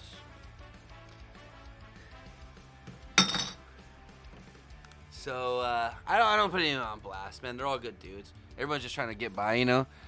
God saved my life, my guy. Had many nights I almost lost my life. Hey, man, we've all been there. Too close to OD multiple times. No shit, man. Blessed to have my wife. Well, hey, you keep her fucking treated well then. You treat her like the queen she is. Bro, because, hey, that's the realness of I think that's I think that's when men realize their purpose in life is when they meet the right girl and when they wake up from their stupidity. So, like you said, you're blessed to have your wife. If you didn't meet that girl, you'd probably be still doing the same stupid shit you were doing, right? So, thank God we met the girls we met to straighten us out and realize, like, okay, I gotta start being responsible, start getting my life together, start making a honest man out of myself. And I know you had your trials and tribulations through your childhood and stuff too. I checked out your Instagram. I know you had your battles with your father and stuff like that. So, like I said, man, our the things we find as shitty things in our life make us the men we are. And I find it that sometimes the more hardships you have in life, the stronger the man you are. You know, there's a purpose, bro. That's why I walk the line I live now. And that's awesome, bro. Kahi, man, I'll be honest, I'm really bummed that you're moving to fucking Vegas soon because I just met you, bro, and I think of you as a really good friend, man. And you're a cool dude, and I wish you were not moving so soon. But I'll be to Vegas again. And I think what's cool is I haven't been to Vegas since I left Vegas, but I think one of the main reasons I'll probably go to Vegas is to hit you up, bro. You've been a big staple in my jiu-jitsu, I guess we'll call it a career. It's not a career, but nah, man, you made a big impression on me, man, and I appreciate you, and I wish the best for you, bro. And I'm glad that everything's working out for you. But just don't take any vaccines, all right? You know Vegas is the hub, my guy. LO. Yeah, dude. You know what's crazy is I haven't been to Vegas since I left, except to come back and grab my car, and I drove it to LA and I shipped it, which was weird because when I actually went back, all my like close friends, besides Chris, he was still living there, but all my close friends bounced, like my college homies. But I would say 85%.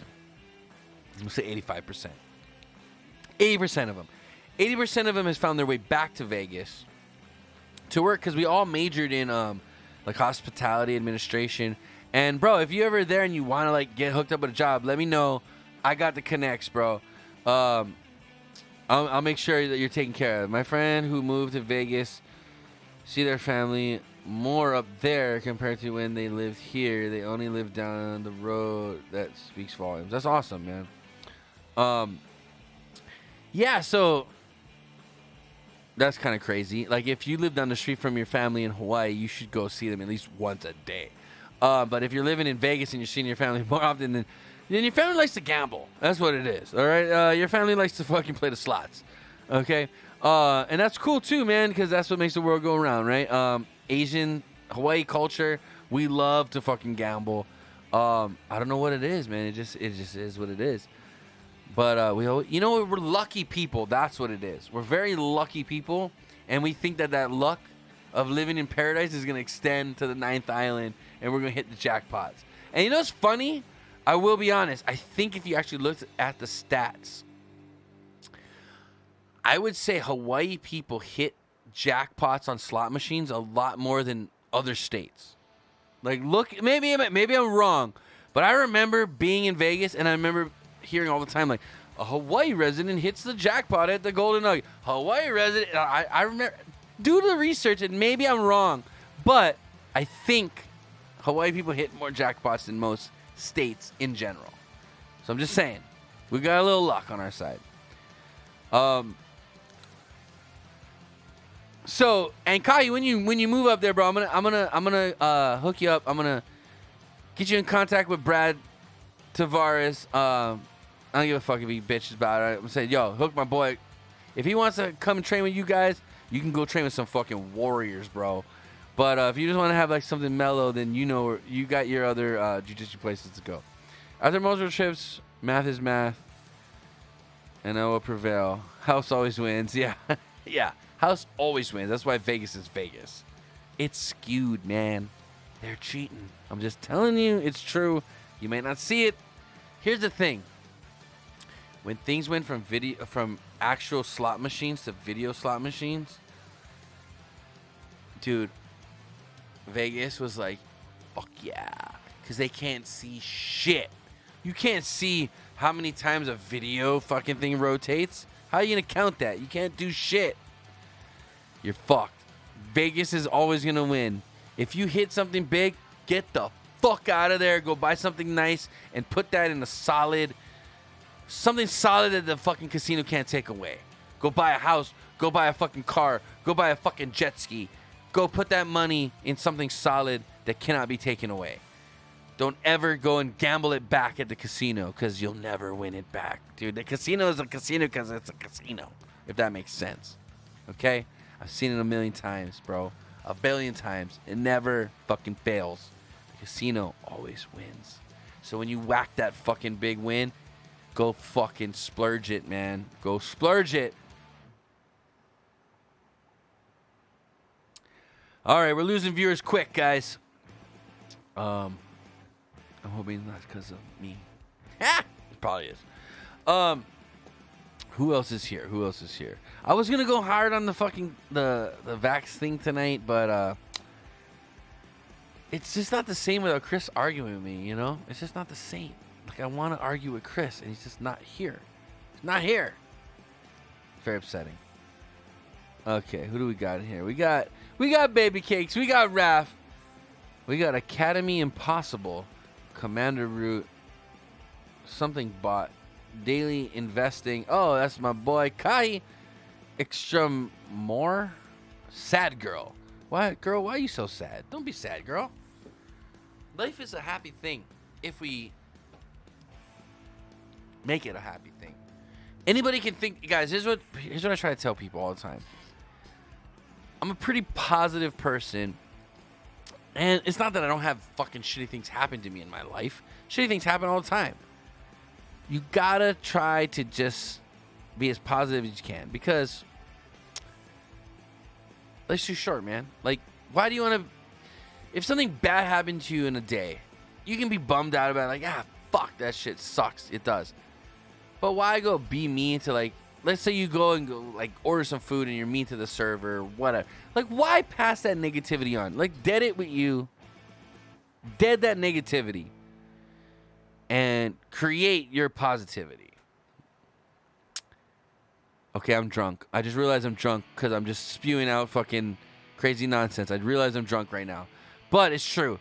Like, dead the negativity. Like, dude, negative shit can happen to you, but if you're a strong-minded person, you can be like, you know what? Fuck that negativity. Yeah, that sucks. So, for instance, I'm trying to buy a place right now, okay? And I was super pumped on this Kai Koi place in Ho'opili. And I was like, dude, I'm going to buy this place. $350,000 for a fucking 498 square foot fucking place. Kai, how's that, bro? How's that? Hello, cut it, bro. Save the show and yourself since you're drunk. I'm not that drunk. But how's that, bro? I'm trying to buy a one bedroom, 492 square feet, $350,000, and they're sold out. I'm so bummed. I was like, fuck, dude. I was like 3 weeks too late getting into the buying game to try to get one of these places that I really, really wanted. Market price, so I wasn't locked into like affordable housing for like 10 years. Fuck, that's some nonsense, but. I know how it is. We originally wanted to move to Ho'opili. Yeah, so I'm trying to do the Ho'opili right now, dude. And I was like a couple weeks late on like the fucking Koi Kai, which is one bedroom market price. So I'm not locked in. I was like, fuck, that's what I wanted. So now I'm looking at these random ass places. But I could get a 2-bedroom for around the same price. But everybody's overbidding on fucking... not new properties. So the new properties are like, you know, they're capped at a certain price. Like, hey, this is what it is. You win the lottery, you get it. But like, people are like overbidding on these prices right now. I mean, unless you balling. No, I'm not balling. I'm by myself, bro.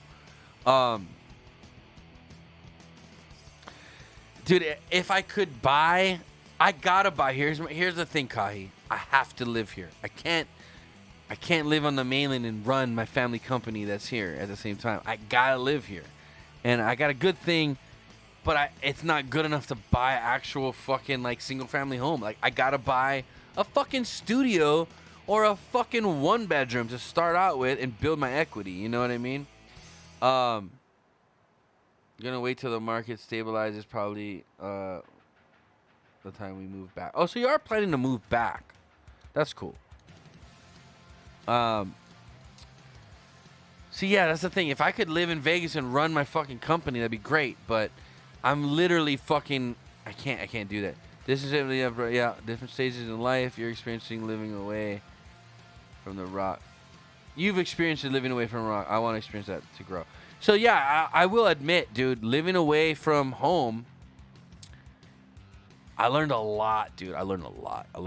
It's a awesome. And then you know what's cool about Vegas is there are a lot of Hawaii people, and I'm gonna hook you up with the people I know that are there, that are Hawaii people, and then not only Hawaii people, but my friends that I've taught about Hawaii people. I got good homies out in Vegas, and I'll hook you up with them. And you know, I know you're in you're a day trader and stuff, but if you ever need like a job, they'll hook you up, man. They'll get you, bro. I'm gonna make sure you set up at least whatever I can do to help you out in Vegas. I'm gonna make sure I can do.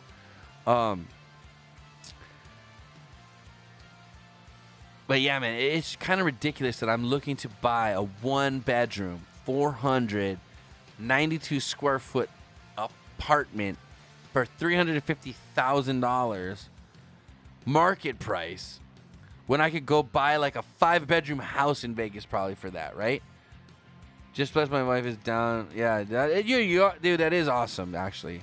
I'm over this place, honestly. It's not the price or cost of living. I just know for myself, I need to push myself and get the next stage of my life. That's awesome, man. Hey, and I'm there to. I support you 100%, man. I know what you're talking about. You need to kind of just go out there and see what you can do on your own, you and your lady, with your family. But I will suggest this: if your plan is to move back in 5 years, do that, because sending your kid to school in Vegas, I met a lot of kids that went to different schools in Vegas, and they were all assholes, dude. They were all assholes. I'm just saying, like, I have a love-hate relationship with my roommate in the dorms, and his parents were very rich, very, very influential. His mom was like the top real estate agent in Vegas. She sold Michael Jackson his house in Vegas, and his dad was the vice president of Boyd Gaming. So he went to Bishop Gorman, which is like the top high school for football right now, I think, in the nation. That guy had to go to fucking literally wilderness camp in 8th grade because he was doing an 8-ball of coke.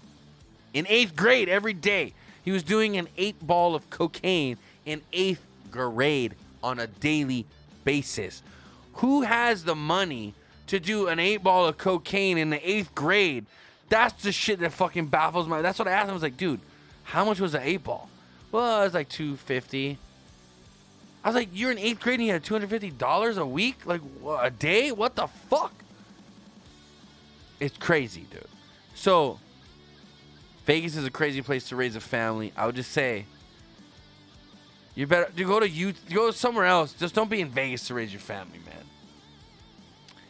That's what happens when you no longer have struggles and you have stupid money. Yeah, that's true. Comfort kills. It's true. Like, if you're, and that's the thing, is like, dude, it's not like his mom and dad were picking over from school at 8th grade. It's like he probably had like I don't even know, dude. That's a good question. Who was picking him up in 8th grade where he just had an 8th ball in his backpack? That's crazy. Like, if I found out on my kid, I would beat the shit out of my kid. And that's another thing. Why don't people beat their kids anymore? Like, don't beat them to hurt them, but like spank the shit out of your kids when they fuck up. Like, I'm gonna hit my kids. I'm telling you right now, I'm gonna spank the shit out of my kids when they fucking do dumb shit. I'm just saying. Just saying. My dad beat the shit out of me when I was young. And I hated it. But it made me not be such a dumbass. Because I probably would have been a bigger dumbass if I didn't get lickings. I don't know. Like, let me think. Like, if you talked to me, would I have thought? Nah, I was dumb. I was dumb and very stubborn. I would have fucking done the same dumb shit. Time change, man. I don't know. No, dude, I'm telling you right now. I think I'm not saying beat your children. Don't get me wrong, but a spanking makes someone pay attention. I think. And again, I'm not saying my dad just spanked. No, my dad beat my ass. Like, beat my ass. Like, every time we went out, if we're going to Sizzlers, I'm getting a spanking. Guarantee. Guarantee. We're going out to eat. I guarantee I'm getting lickings in the car at some point. It doesn't even matter. Like, I could just fucking, like, accidentally knock over like a straw. I'm getting lickings. It is what it was. And I'm not saying that's the right way to raise a kid at all, because there's animosity there. I'm telling you right now. I can't. I'm not hesitant to smack old man, which is not a good thing. It's not respectful, and I understand that. But I was taught, you disrespect me, I'm gonna hit you. So now, as a man, as a full-grown human being man, even if the man I supposedly disrespected that hit me disrespects me, I want to hit him. And maybe that's not the best way to do things. I don't know. Yo, Sizzlers, though, yeah, I'm saying, yeah, Sizzlers, what's up? The cheesy garlic bread, dude. Oh, man, I couldn't eat enough of those fuckers. Yeah, and I mean, like, don't get me wrong. Like, I'm an old school, like, I vouch for the old school. I think it works to an extent. But there are side effects, so to speak. Life is a complicated thing, guys. Life is a complicated thing. What can I say? Guys, you guys got anything else you guys want to dive into? I'm going to finish this beer. I think I'm out of here, man. I might go home and play some games after this. We'll see. Kaya, I appreciate you and all your comments, man. You've been holding it down for the homie. I appreciate that. I'm gonna try to come to. No, I'm not coming to class tomorrow. Let's be real. And just to be sure, I'm gonna do another shot just for you, bro.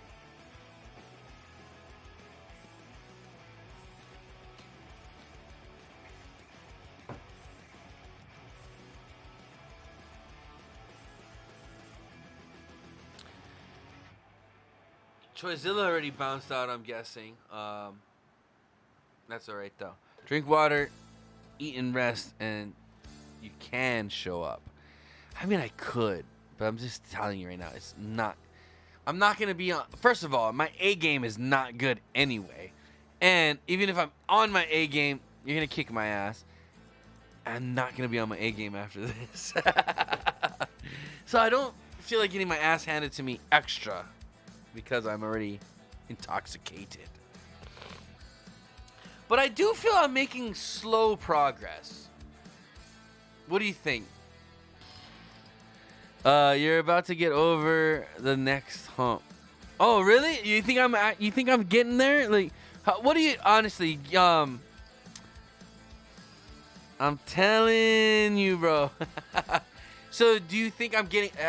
As someone that's been training for me since the beginning, since I got there, do you feel like I'm getting a little bit better or what? I'm not lying to you. Okay.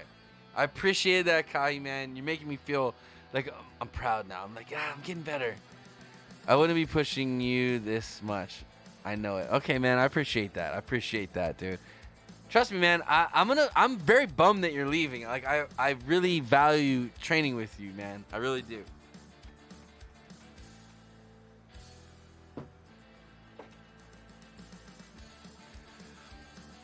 I do feel like I'm learning and I'm understanding better, but my body just doesn't do what I'm trying to tell it yet. If that makes sense. You do push me, bro. I appreciate that. And you're such a good partner, because you explain things to me. You're like, hey. In fact, the other day when you're like, oh, try the other way, because I started off on the wrong side, which felt right in the beginning, but through the progressions of the different attacks we have, it made me in a weaker position. So Kai was like, oh, try to start on your other side, your right side versus your left side. I was like, oh, dude, that makes so much more sense, man. So I know you don't realize it, but your movement is improving. I appreciate that, man. Nah, I really enjoy the jiu-jitsu, and I'm telling you right now, it's one of the harder athletics, let's say, sports that I've done. It's by far the hardest. And I appreciate your patience, and I appreciate you always being down to like help me out. And I'm bummed you're leaving. But I'm hoping that I am getting better, and I think I'm slowly starting to see things the right way. It's just like you guys all tell me, you and Rob and Jeremy, you guys always keep telling me, hey, just keep coming. You're going to start seeing it. You're going to start seeing it. You're going to start seeing it. So, yeah. You might not be comprehending, but it is. Okay. I do feel like I'm understanding like certain concepts better. I really love jiu-jitsu, man. Like, it's weird to kind of say that because no one else kind of, besides you, Kahi, realizes, hear what I'm saying. It's like, I'll be just home smoking weed and I'll be like thinking about jiu-jitsu. Like, oh, I'll be trying to think. You know who really kicks my ass all the time is Paul. Paul, that guy doesn't hold back on me. He's just like, dude, I'm going to fucking try to kill Tony. And that's cool. I appreciate that. But, it makes me like, I'm always thinking like, oh, I should have fucking grabbed here and he couldn't have put his knee around that. And like, I'm always like thinking about shit, which is interesting. I don't know how to explain it. Bro, once you get over that first hump, the whole world opens up and your life will literally change. I don't know how to explain it. No, I understand what you're saying, Kai, because I've met a lot of people that say like, yo, jiu-jitsu, once you learn that mindset, once it opens up a whole new aspect of things for you. I understand what you're saying, and I'm waiting for that, and I'm wishing for that. I mean, I've seen guys like Ryan from Information who has had a business a long time, and I can see how his mindset is, the way he operates and stuff like that, and I appreciate that, and I am always looking to improve and be better in whatever skill set I'm putting forward. And one thing I really got to work on is this show. I have a hard time sometimes shutting the fuck up. That's my main thing. Letting other people speak and holding my tongue until it's my turn again. I like to talk. I've noticed that, and I think a lot of people have. So I'm gonna try to work on that. That's gonna be my new thing. Is I'm gonna try to talk less and listen more. And I think that'll put me in a good position, especially for jiu-jitsu, to learn more and just absorb, not put out so much. I think now is the time to absorb, not put out. There's too much output in the world these days. Like I said, when I came, you guys should make a program for every show. When I used to do vodcasts, I limited it to 1 hour. Yeah. There's got to be some outline to keep structure. So what we normally do is we just kind of send stories to our band app, which is, we'll kind of put it in like a outline kind of form of things. And those will be our stories to kind of check out. 3 hours. 3 hours is like, that's where we want to hit, and then we're good.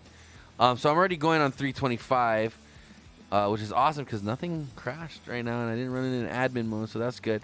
My brother already bounced out, so yeah, I'm gonna tie this up now and head home. But you're right. Structure for us is kind of loose, but I think a tighter structure would create a better dialogue.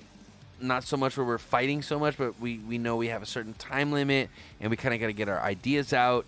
And we've been trying to hold ourselves to a 3-hour time limit for the last like couple months. That's been our goal. We've been going over a couple times, and the times we did go over is when we got into crazy arguments and stuff like that. So the 3-hour mark is the precipice, is the golden goose, so to speak. For sure, drink water, and I'll see you tomorrow morning. Yeah, I wish, bro. I wish. I'm not going to be there tomorrow. I promise. Yeah. Wait, will I be there tomorrow? No, I won't be there tomorrow. And here's why. I'm going to do another shot for you, Kai, bro. This is for you. But if I do move to the Kapolei side of the world, of this island, I will not be drinking every night of the show. I will be smoking. Choizilla, where you leave? Oh, you're still here? I'm always here, bro. You already did like 3 for me, bro. I always do. I do shots for you because I know you want to do them. But you got responsibilities, and I respect that, guys. How about this one then? I'm gonna do this one for Christine. How about this one? Okay, this shot's for Christine. Christine, can you? Wait, hold on. Can you tell him to stop drinking so he can come to practice? I had to like focus in on that. Cheers to jiu-jitsu, guys. I love you all.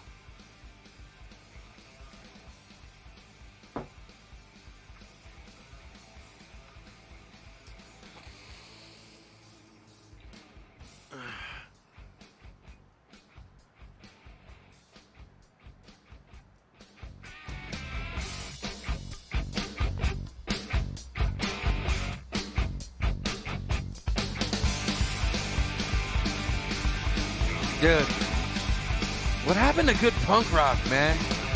This isn't even good punk rock.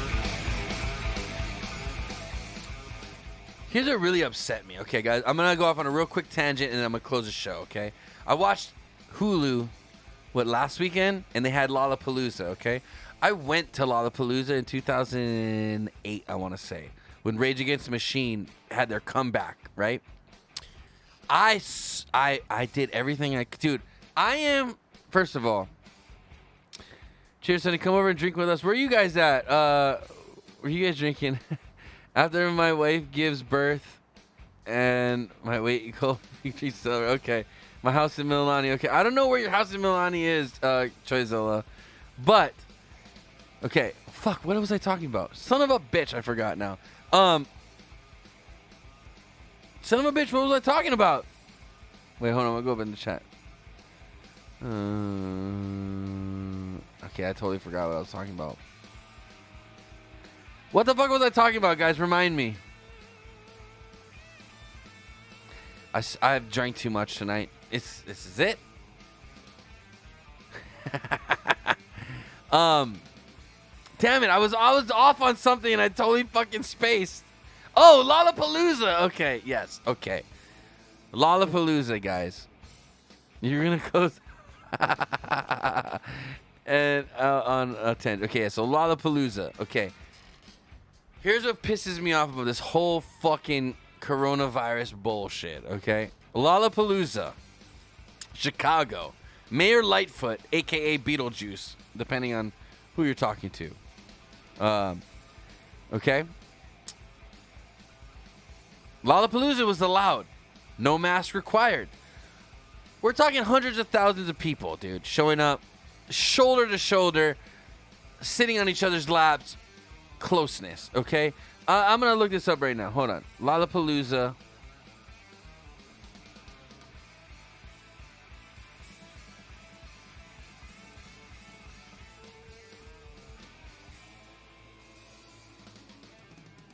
Lollapalooza. Oh, I almost knocked over my beer. 2021. Okay, let's look at this. Look at this, dude. Look at this. Lollapalooza 2021, people. Look at this. Includes new mask requirement. Oh, now they're including. Oh, wait. What happened to the picture? That's not the picture I was trying to click on, you sons of bitches. Look at these pictures. Look at this. All right. No mask required, guys. No mask required. Lollapalooza 2021. By the way, Limp Bizkit killed it. They took a new phrase of rubbing shoulders to a new level. Yeah, so closeness, yeah. You see this, guys? Limp Bizkit killed it, by the way. Best, I think Limp Bizkit, and then Limp Bizkit was number 2. Foo Fighters were number 1. Best performances. Because when did it become, first of all, okay, I'm fucking pissed off about this, guys. When the fuck did we start paying hundreds of dollars to go watch a dude play his fucking iPod? When he's playing, like the DJ, the quote-unquote DJ is playing songs from an artist that he, like, remixed, I guess. And the artist comes out for one song. One song. So, like, like, Steve Aoki was playing, I don't even know who the fuck it was that came out, and he sang, like, a song. Like, he sang, like, half the song, right? Blah, blah, blah, blah, blah. And then Steve Aoki was, like, turning knobs, like, oh, I'm doing things. I threw a cake. We're popping bottles. Whatever. Dude, when the fuck did we pay $100 to see that? When this guy's playing, let's say he played about 20 different songs that were by different artists that could have been playing in the festival. We could have watched the artist play and sing the song live, but we paid to see this guy play his iPod, and then the singer came out and went like, oh, hey, and then that was it. What the fuck? What the fuck? What the fuck? What happened to music? It's garbage now. I'm so upset. Honestly, that upsets me way more than, like, the whole COVID fucking vaccine thing. Like, the fact that, like, dudes get paid to play their fucking iPod and, like, turn knobs. That's not DJing. Like, hey, cuz DJ T Fresh, I love you, bro, but you're not a musician. You're playing musician songs. It drives me nuts, dude. That shit drives me nuts. No, I'm sorry. DJs are not musicians. I don't care how many times change. If you're not playing an instrument, you're not a musician. If you're not singing, you're not a musician. DJs are great. DJs, disc jockeys, I agree. But, dude, that upsets me more than anything right now. I'm from an era where if you didn't play guitar, you ain't a musician. If you didn't play an instrument, you're not a musician. And if you're the lead singer, then you're the fucking man. And you don't have to play an instrument. But that ain't the case anymore, man. It's fucking crazy. Anyway, I'm gonna pump the brakes right now. Cause I'm gonna fucking go. I'll go off for all night on that one. I'm a musician. Excuse me. I play guitar. I had a music studio. I played drums. I played everything. Bass. Sang. Played live. I opened for Sublime. And I love music, man. And it saddens me to think that AI is going to take over making music. And then you're going to have these garbage people fucking just like, it's rap. Oh, that's rap now. It's mumble rap. That bothers me. I never said DJs were musicians, LOL. Just saying, the taste for things change. I'm with you because I appreciate musicianship. Thank you. I'm a musician, remember. Oh, I know that. I just changed. Oh, shit, you just changed to what, though? So, I'm a guitar player. But as a guitar player, I can play bass. I can play a little bit of piano. And I can keep a decent rhythm on drums. But I'm not a drummer, I'm not a bass player, and I'm not a keyboardist. I'm a guitar player, right? So we all have that niche that we're good at.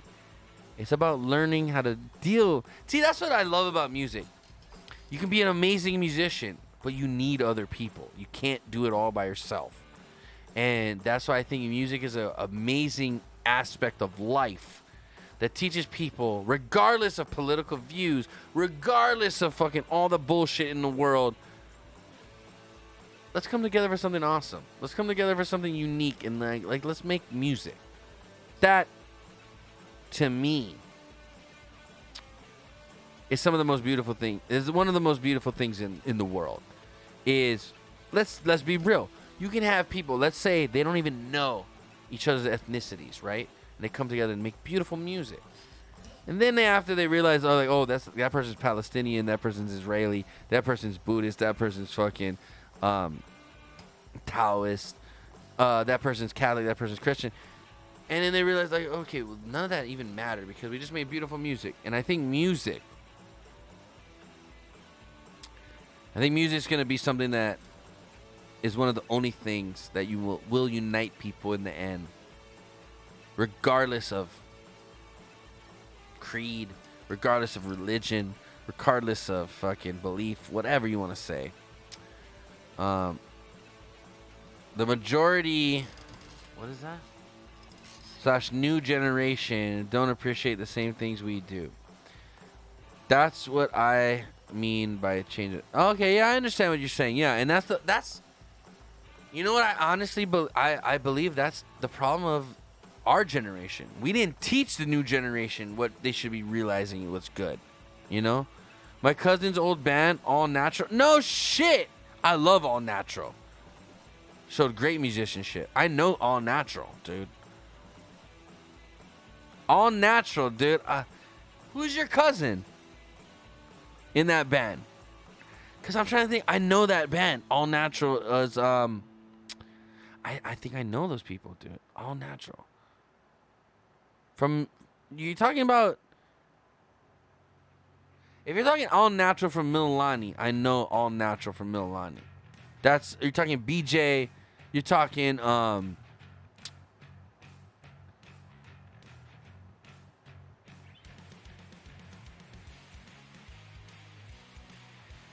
So All Natural from Mililani, right? Yeah. So BJ was a singer, right? BJ. Christosimos. Am I tripping? Because the only All Natural I know, BJ Christosimos was one of the singers. Yeah, BJ used to... see, that's what I'm saying. I know all those cats, dude.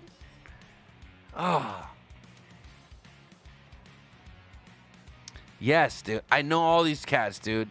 I know All Natural, dude. That's so fun. How did we not...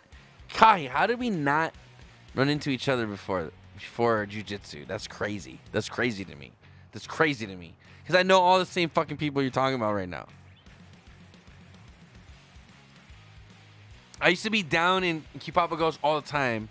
My ex-girlfriend, she used to live there.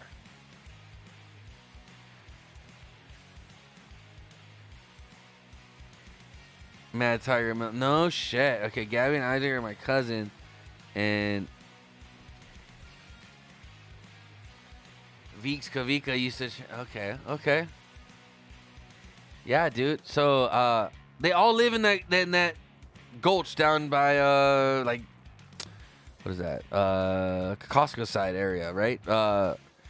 My ex-girlfriend, his dad used to own all that shit. So, Amanda and her sister... that was how I knew all those guys.